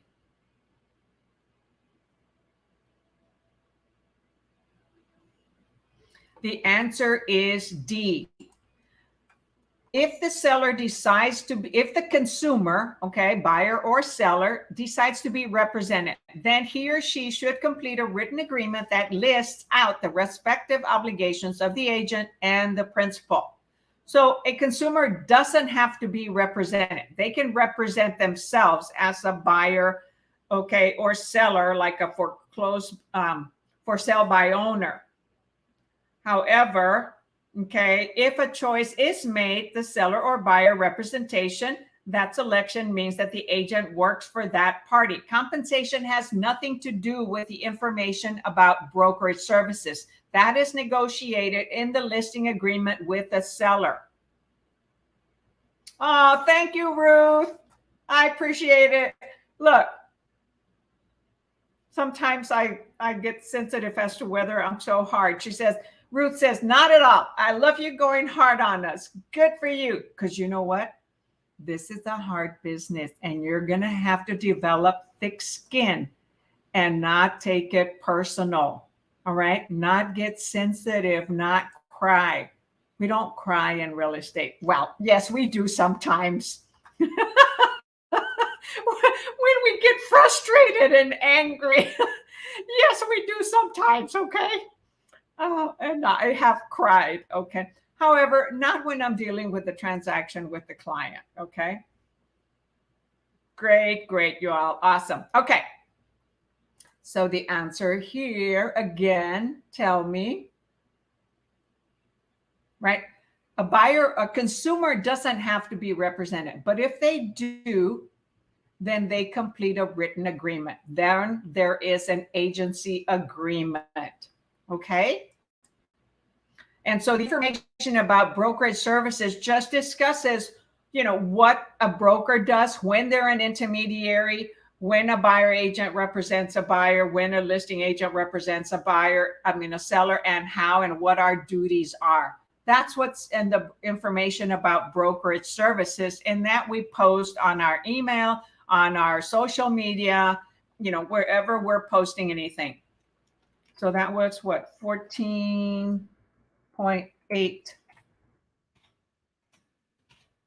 Yes, Elida, I want you to pass too. So here, Elida says, I want to pass. Okay, and you will pass when you learn the vocabulary first. Once you know the vocabulary and it's ingrained, then you do the questions and answers, okay? And you will get a lot of them correct. Vocabulary is in both national and state, okay? Awesome, very good, very good. Sehr gut, sehr gut, how they say in Germany. I was married to a German man for 10 years. Okay, and I learned German, but I forgot it. All right, number 9. Okay. Let's see if I can do it a little bit larger. I'm so thrilled that a lot of you are still here. We've been on here 2 hours. Hey, if I can stay here 2 hours and I'm not charging, so can you, right? Because you want to pass, and I care about that. Okay, number 9. 3 of the following answers accurately characterize the duties of an intermediary. Okay, what's an intermediary? Remember, I just said it, right? I described intermediary. It's a broker. Only a broker can be an intermediary. Which one does not which one does not accurately characterize the duties of an intermediary? A, must treat parties honestly, fairly, and impartially. B, may not disclose confidential information regardless of circumstances. C, must disclose information materially impacting property condition. And D, may not negotiate a lower or higher price without authorization. So which one is accurately characterizing the duties of an intermediary? Okay, so 3 of them characterize intermediary. 1 of them does not. Which one does not characterize an intermediary?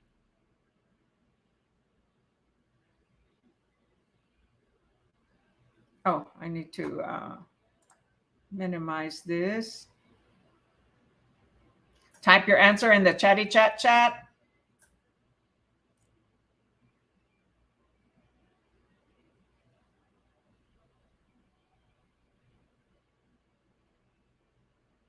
So which one So 3 of the following are true, right? One of them is not a duty of an intermediary. So far I have Matilda just made me laugh. Says, can I take you to the exam with me this Friday? Hey, only only if I can take the answer sheet. Oh my goodness. Thank you so much for that. All right. So far I have 49C, B. Anybody else? There's still quite a few of you on here.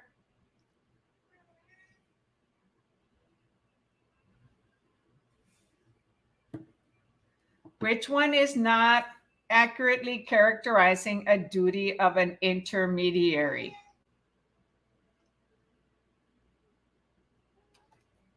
Okay, so the answer is B.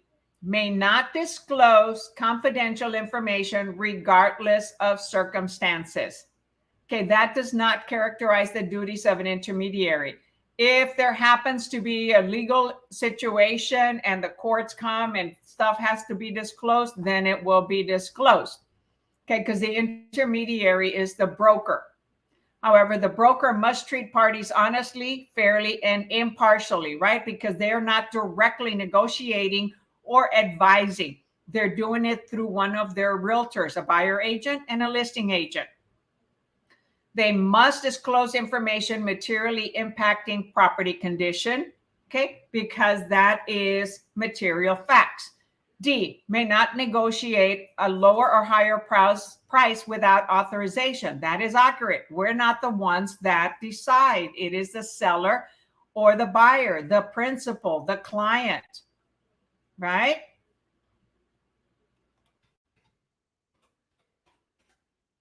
So the answer was 14.9B. Okay, it says may not disclose confidential information regardless of circumstances. Ugh, I need to read about intermediary. Yes, Ruth. Okay.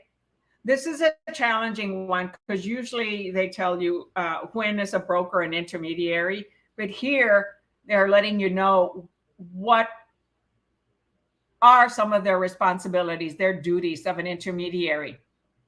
They have to be honest, fair, and impartially. Okay. Impartially, right? Because they don't directly negotiate or advise the client. They do it through their realtors. And they must disclose information materially. Okay. So the buyer agent or the listing agent must disclose. So a broker is an intermediary. So their realtors have to act honestly, fairly, and impartially, right? Not choose. They must disclose property conditions, material facts, right? Specific things wrong and about the property. And they may not negotiate without the authorization of the principal. I take my exam. Ooh, also Alexia. So we have 2 individuals taking their exam. I have no nails from. hey, I broke my nails, but not from stress. And you know, Alexia, that is normal. And it is normal to be anxious and stressful. However, when you go to the exam, okay, go and watch my video on how to study or how to remember, okay, under the section of testing tips, okay, watch that video on how to study and remember. And then also, you know, what to do on the exam day. Remember to skip the first 5 questions so that you don't get nervous. Those are typically the hardest. The first 5 questions and the mathematics are typically the hardest. Most people don't like math. I love math. However, financing is not simple math. So skip those 5 and the math, click them for review, do all the easy ones, and come back and do the difficult ones. You'll have plenty of time to do it. So, and then we have Elida does May 27th. So we've got Elida, Matilda, and Alexia taking it this month. Awesome. All right. So the answer was B. B as in boy.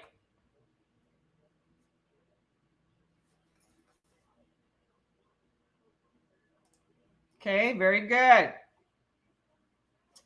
Well, it wasn't D, Matilda. Okay, number 10. So let me see if I can enlarge this. I wish I could do some of these in person like I used to, but I don't have an office anymore, and COVID changed a lot of that. All right, number 10. A broker decides to represent both sides of a single transaction. If he proceeds to do this, which of the following consequences applies? So a broker decides to represent both sides of a single transaction. So what did we just talk a lot about? If he or she proceeds to do this, which of the following consequences apply? A, he must act as an intermediary. B, he must represent the seller and get someone else to represent the buyer. C, he must obtain the verbal permission of all parties. And D, since dual agency is illegal, he will be violating license law. So which one is it? So broker represents both sides, okay? A broker can, but how?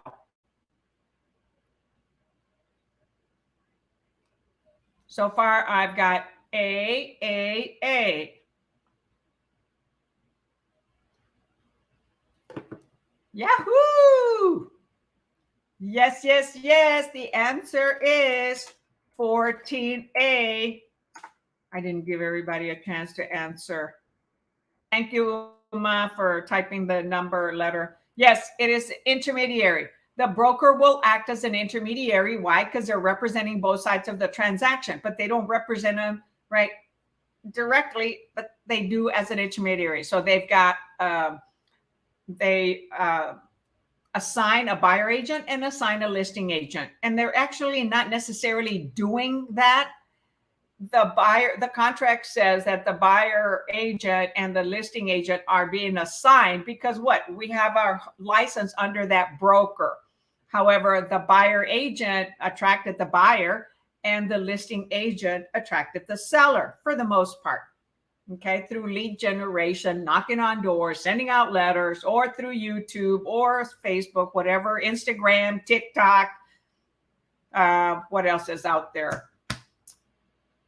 Lots of different apps. Okay, so the answer is, I typed 14A. Oh, sorry, 1410A.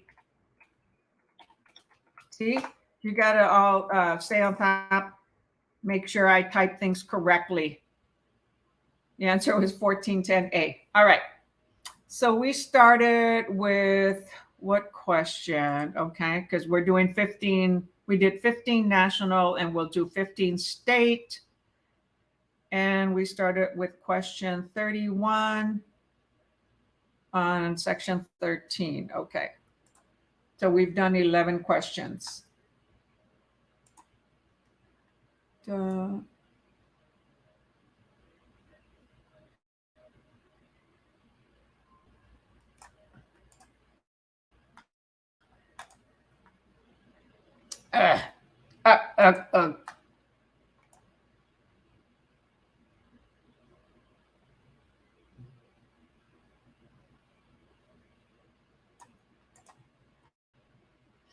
right, number 11, 1411. What is the primary function of an appointed intermediary? A, to stand in for the primary intermediary in the event of an absence or illness. Gosh, why isn't that going away? B, to give the principals a choice in which broker they prefer to represent them. Gosh. I'm trying to remove that screen and it's not going. There we go. Let me start again. What is the primary function of an appointed intermediary? A, to stand in for the primary intermediary in the event of an absence or illness. B, to give the principals a choice in which broker they prefer to represent them. C, to represent the principal party that the broker does not represent. Or D, to carry out specific instructions from the intermediary for the benefit of the principal party. So there's a primary function, okay, of an intermediary, but if they're not available, they appoint an intermediary. So what best defines that? Type your answer in the chatty chat.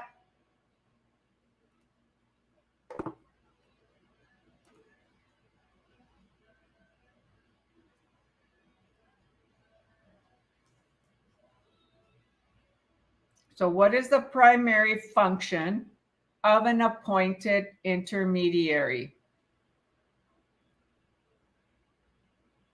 So the intermediary has to be a broker, right?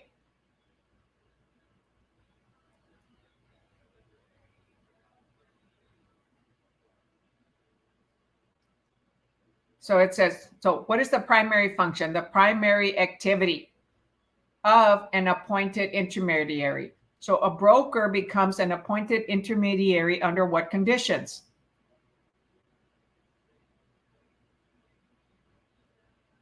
So far I have C, C, B. No, it is not B. And it is not C, because an intermediary represents both parties, right? Because the buyer agent represents a buyer for a property that is listed by the broker. So both buyer agent and listing agent are under the same broker. That's an intermediary situation. So what is that intermediary primary function?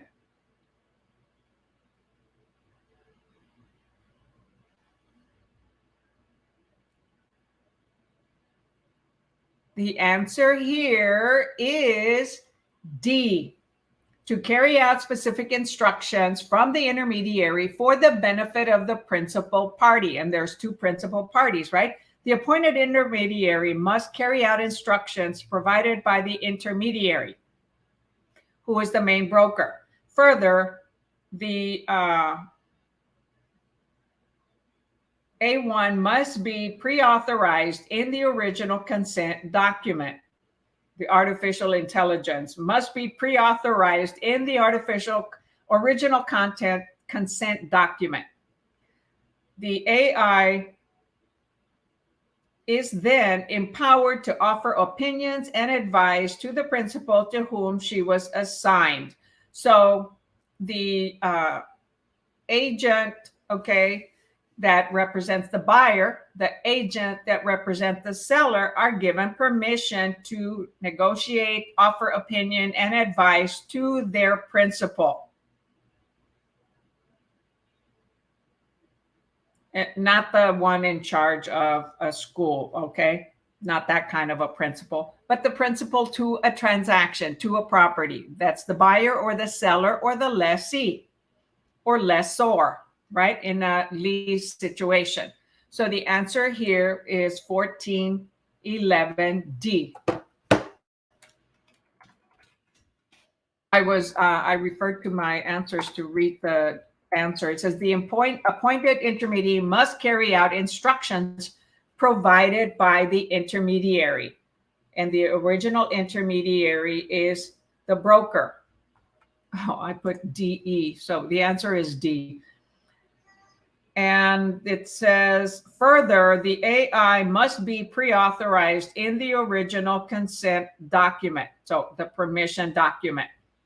So each of the contracts, listing agreement, have boxes where a seller and a buyer can select to have an intermediary or non-intermediary. If they don't want an intermediary, then we have to get a realtor from another organization to represent that buyer. The AI is then empowered to offer opinions. So the agent in charge, okay, of that client, the principal, who's the buyer agent or the listing agent, or the ones offering advice and negotiating for the client. All right, number 12. Wow, it fit in one page. Which of the following accurately describes a broker's duty in managing operations? Okay, a broker's duties in managing operations. A, the broker must develop, then abide by his or her rules for handling trust funds and managing trust accounts. B, the broker may delegate compliance duties, but must ensure timely communications between his delegated sales agents and clients. C, the broker may delegate selling and prospecting activities, but may not delegate property management activities. D, all listings in sales agents' names must be maintained to accurately reflect each sales agent's address and contact data. So type your answer in the chat. Which of the following accurately describes a broker's duty in managing operations?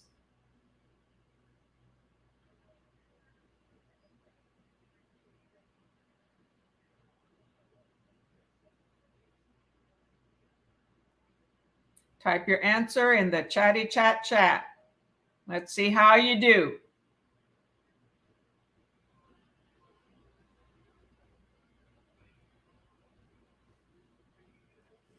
Okay, so far I have 12A.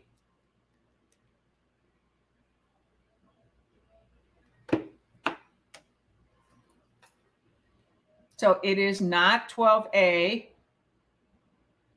So take another attempt.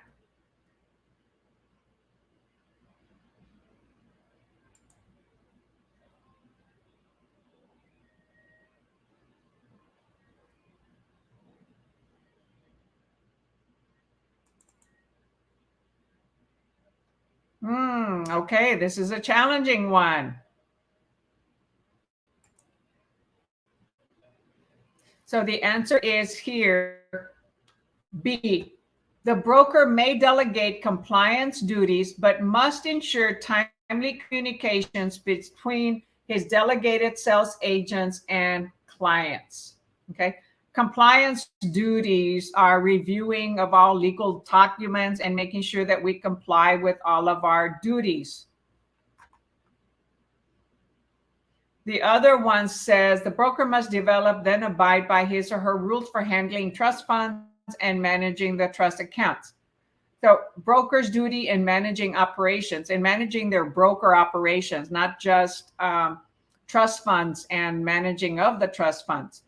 C is the broker may delegate selling and prospecting duties, but may not delegate property management activities.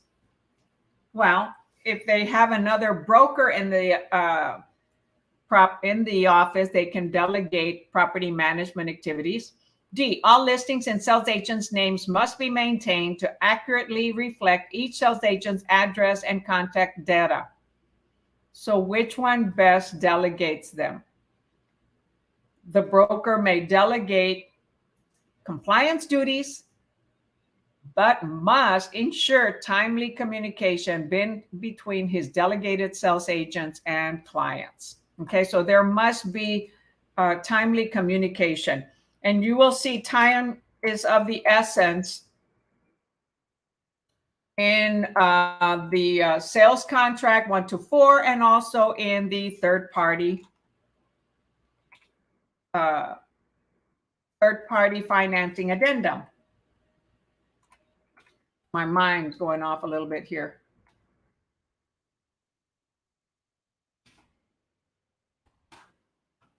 Okay, so they can delegate the compliance duties. A broker, if they have lots of realtors, they're not going to be able to do all the compliance, so they can delegate someone else. However, they have to make sure that communication is prompt. Sorry about that, my phone rang. All right, so the answer was or is 1412B. Broker may delegate compliance duties, but must ensure timely communication between his delegated sales agents and clients. All right, number 13. A broker must discharge numerous duties relating to her agency relationships. A broker must discharge numerous duties relating to her agency relationships. Which of the following is such a duty? Okay, that they must discharge. The broker owes customers honest disclosure of the client's financial status and property value. B, the broker owes the fiduciary obligations of fairness and impartiality in all dealings with clients. C, the broker is obligated to justify any and all subordinate terminations with the TREC, Texas Real Estate Commission. D, the broker must disclose to the principal all known information affecting the client's decision-making unless legally prohibited. So a broker must discharge numerous duties relating to her agency relationship. Which of the following is such a duty that they must discharge?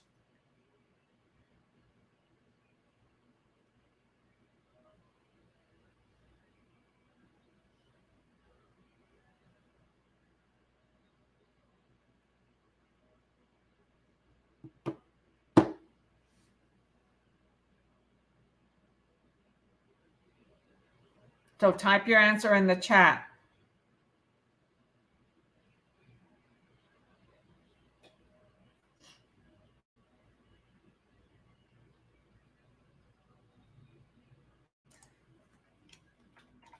These are a little bit hard, huh? So number 13 is D. The broker must disclose to the principal all known information affecting the client's decision-making unless legally prohibited. Okay, so in this answer, the word must was very important and made it correct. So it says, the broker must discharge numerous duties relating to her agency relationship. The following is such a duty. D, the broker must disclose to the principal all known information affecting the client's decision-making unless legally prohibited. So we're there to advise. The broker is there to advise the client, the principal, the seller, or the buyer, or the lessee when representing one side, right? If they're an intermediary, then the realtors do it. So the broker owes customers honest disclosure of the client's financial status? No. And property value? No, we don't disclose any client's financial status, okay? So let's see, Alejandra was between B and D. Had me confused. And then B says, the broker owes the fiduciary obligations of fairness and impartiality in all. Well, we also owe honesty, right? In all dealings with clients, but also with customers. Okay, not just clients. And then C says, the broker is obligated to justify any and all subordinate terminations by TREC. So no, they don't have to justify. TREC listens to both sides, listens to the complaint, okay, of individuals reporting on a realtors that they feel was dishonest or did something incorrect. And so D is the best answer, the only good answer. The broker must disclose to the principal all known information affecting the client's decision making unless legally prohibited. 1413 is D. Okay. All right. So then we're going to go to 14, but I just wanted to see some of the comments on here. Somebody is wishing others good luck on the exam.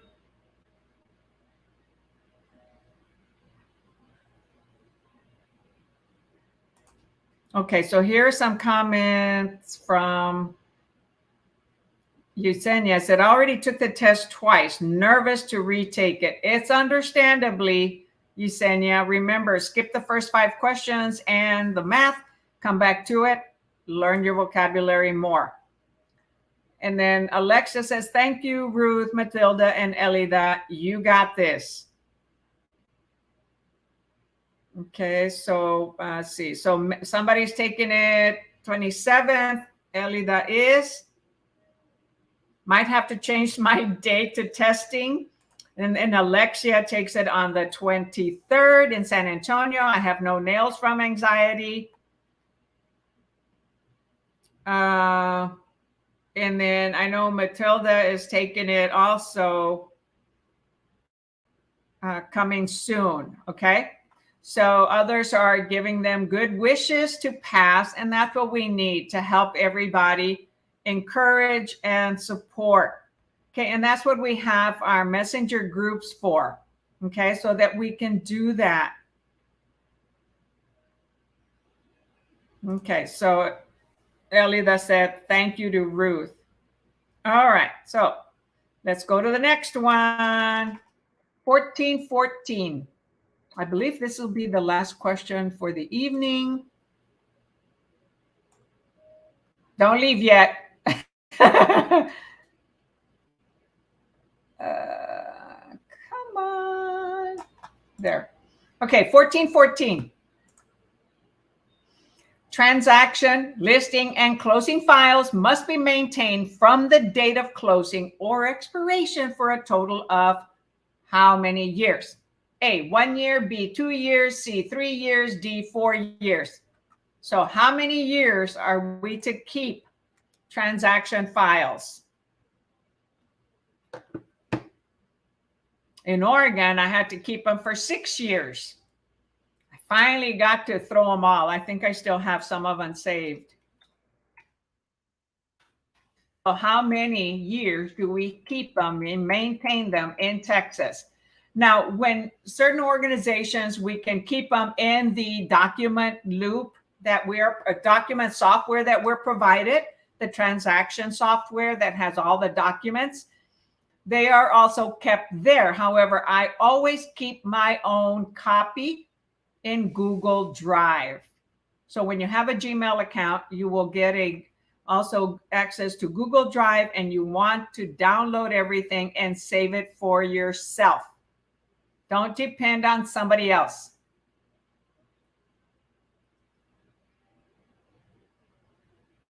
All right, so the answer is not C. It is not 3 years. The answer is 4 years. Okay, it takes 4 years before we can become a broker, and it takes 4 years to maintain our documents and then get them shredded or burn them, dispose of them correctly, not just throw them in the trash can. It is 4 years in Texas that we have to maintain our documents. So with Keller Williams, I downloaded all the documents. I'm no longer there, even though they also have them. I downloaded them all myself, and I have them in my Google Docs. So you always want to protect your documents and have a copy for yourself. Okay, 14D.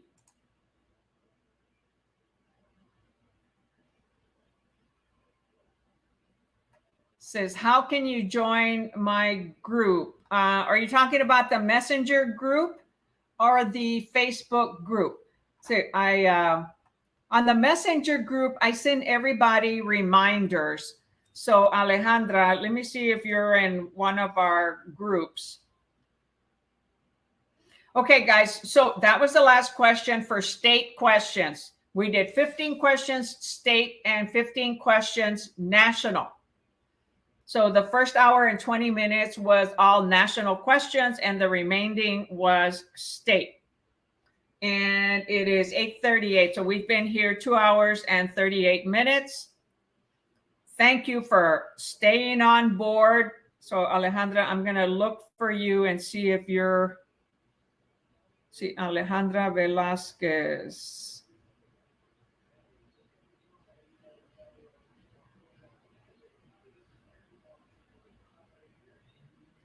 Okay, no, that's the wrong one. There's an Alejandra Velasquez, but she has a cowboy hat or a hat on. That's not you. It doesn't look like your picture. All right, Alejandra, what you do is you want to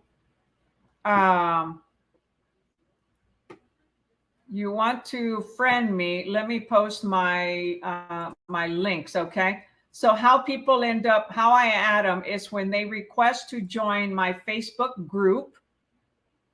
So let me post this.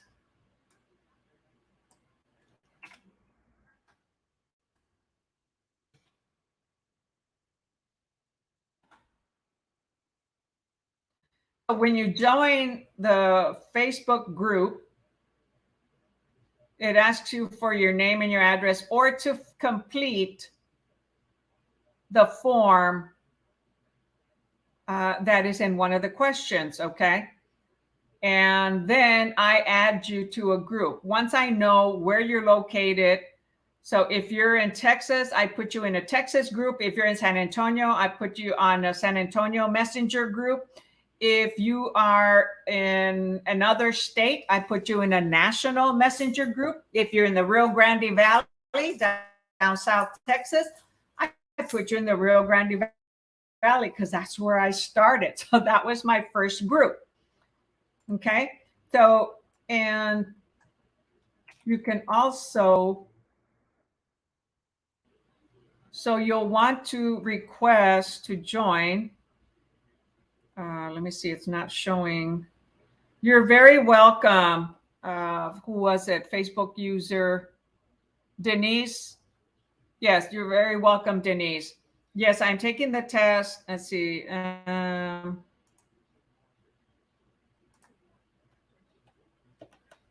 Okay, yes, the messenger group. Okay, so let me accept you on the Facebook group. I have so many groups. I've been doing this for over 8 years, okay? So Alejandra, there you are. You go by Alex Velasquez. Okay, so very good. I'll accept you in just a moment. I'm going to send you a, I normally reply to everyone, almost 100% of the people that request to join my group. Some individuals don't have pictures, some don't answer any questions. For the most part, I do add everybody occasionally. So you don't have a picture? How come your picture didn't show up? So let's see if you receive my messenger text. Just ask to join. Yeah, there you are. Okay. Oh, well, it doesn't look like you. It has a different picture. Alejandra, you are Alex Vasquez, right?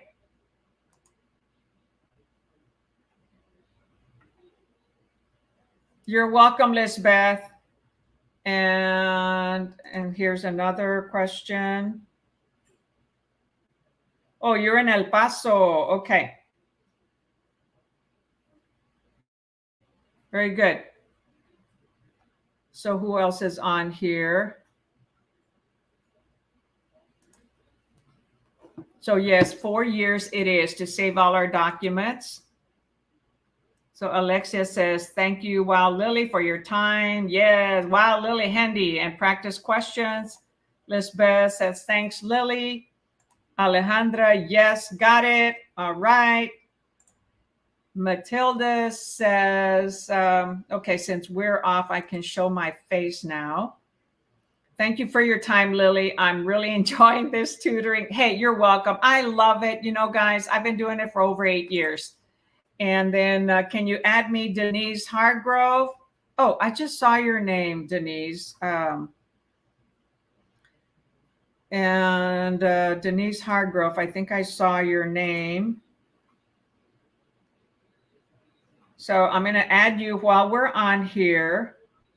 So Alex, you're in Texas. I'm going to add you to the Texas group. And this is Messenger group, okay? Not the study group online. I accept you also on there. But Alex is Alex Velasquez, not Alejandra.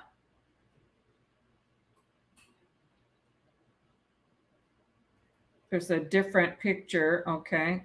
Oh, wow, there's two different ones. Oh, darn it. So anybody who is ready to leave, okay, you can leave. I'm just adding, while we're on here, I'm adding you to my messenger groups, Wild Lily, Handy, and I have different groups here. So Alex Velasquez, okay. Yeah, that's the right one. Alex. Okay, Alex, I just added you to the Texas group.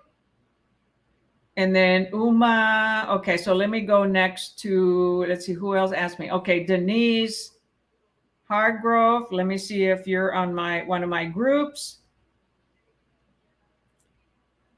I remember seeing that name somewhere. Okay, so Denise. Okay, we're connected.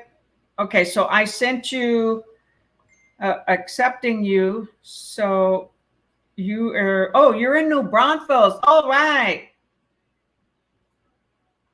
Oh, and you have a friend, Melissa Dominguez. Is that my niece? I have a niece named Melissa Dominguez in.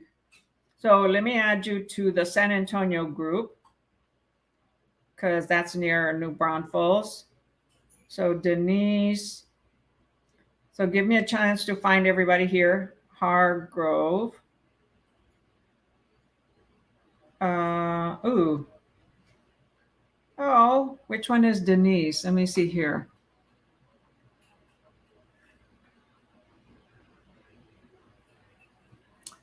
Okay, I lost track of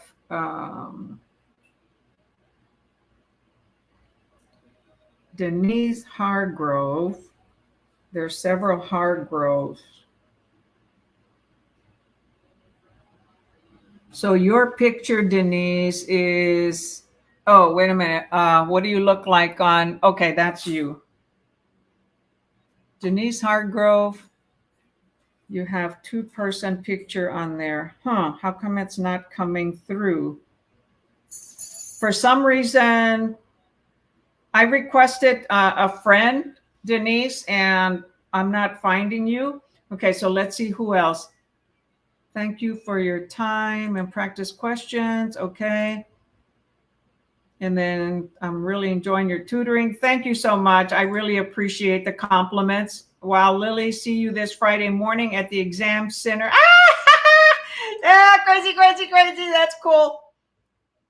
You'll do great. Can you add me to the San Antonio? Alexia Luna. Okay, let's see here. Alexia Luna.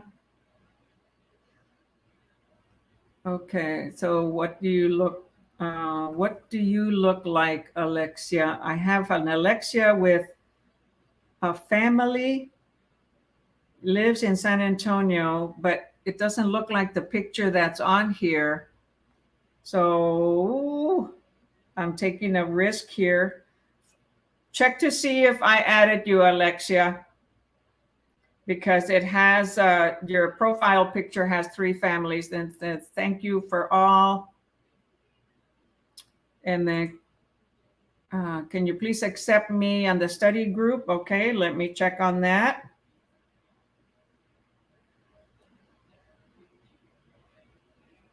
I'm going on there. Oh, there you are.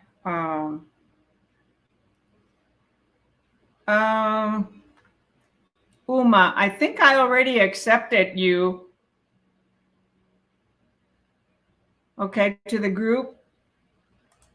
Accept. And then thank you. I love you teaching me. and correcting me. All that you do, you're awesome. Have a good night. Thank you so much, y'all. And this is Denise, I think, Hargrove. Thank you. Yes. Look me up at the hairstudiob.com. Uma. Okay, Uma, are you, did I already approve you? Because I think I had already approved you.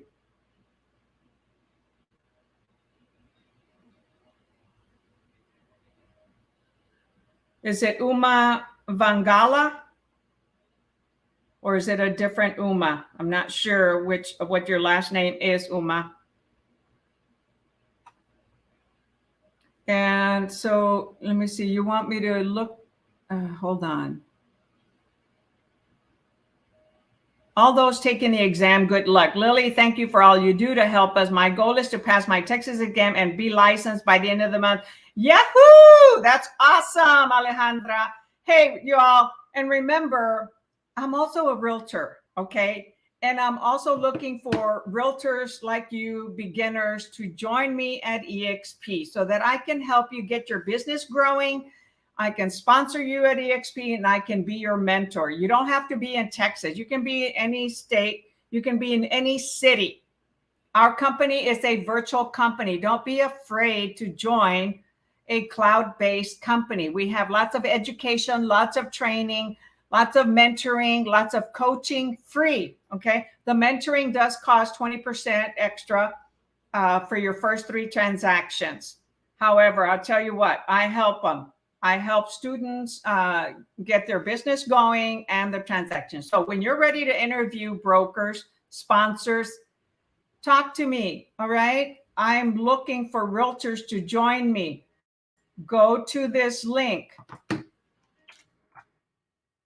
And the link is actually in the text that I sent when I approved you to join the Facebook group, AgentPrep, because I have AgentPrep business page and AgentPrep private Facebook group.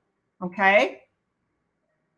And so there's a video on there that talks about EXP Explained and explains the different fees, shows pictures of it and such. Okay. So you're going to be interviewing lots of brokers. Interview me, interview EXP. You've got to give yourself that opportunity. We may not be for you. You may want to get your feet wet with a little boutique company, and that's okay. However, you're going to do a lot better financially when you come to EXP Realty. Okay. And let me be your mentor and sponsor. Okay. I'm looking for one other person. Okay. So this is the website. I put it on the Facebook group and on, it should also show on YouTube. Okay. So that you can click that link. And it's on the message that I sent you about accepting you and approving you to the AgentPrep private group. Okay, so let me look for haircut. Let's see, the hair studio NB. Okay, that's what I'm trying to find. The hair studio, but then I won't know exactly who you are. The hair studio NB.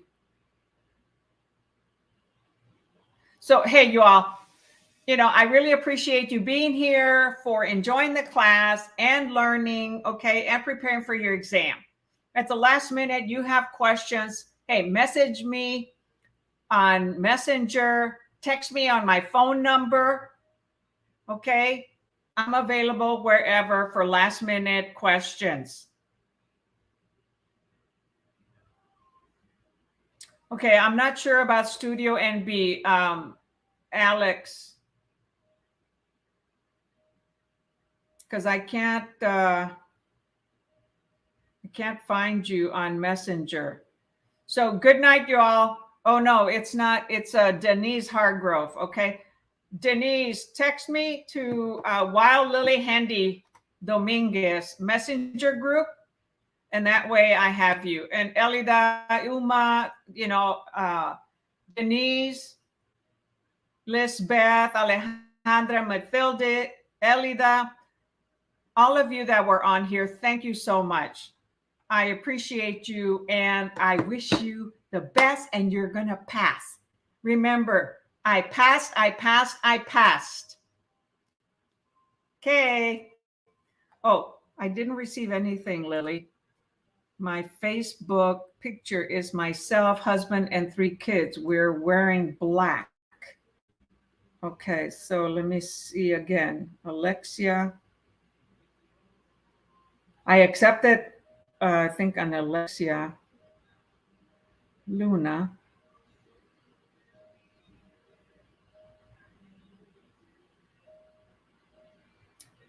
I'll have to do it. I'll have to do it on the computer. So let me look it up on Messenger, and maybe you can help me while we're online. And all of you can catch you later. Until next time, which will be when? Saturday morning at 10 o'clock, right? That's when our next class is. And remember to go to YouTube, like my video, help me get to 1,000. My goal is to get to 1,000 by the end of June, 1,000 subscribers, and I'm almost at 700.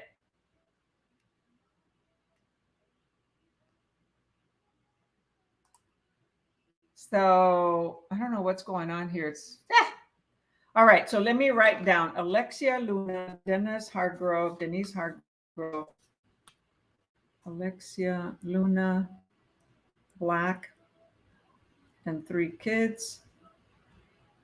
And then Denise Hargrove.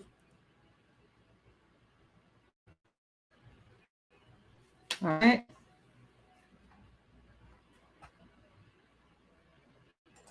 Okay, I'll if you for some reason you don't see me, hey, message me on Wild Lily Handy Dominguez. That's in the messenger group that I see constantly. If you text me on one of the others, like on my business pages, I will see it, but not as fast. Okay. Good night, you all. Until next time, I love you too. Bye.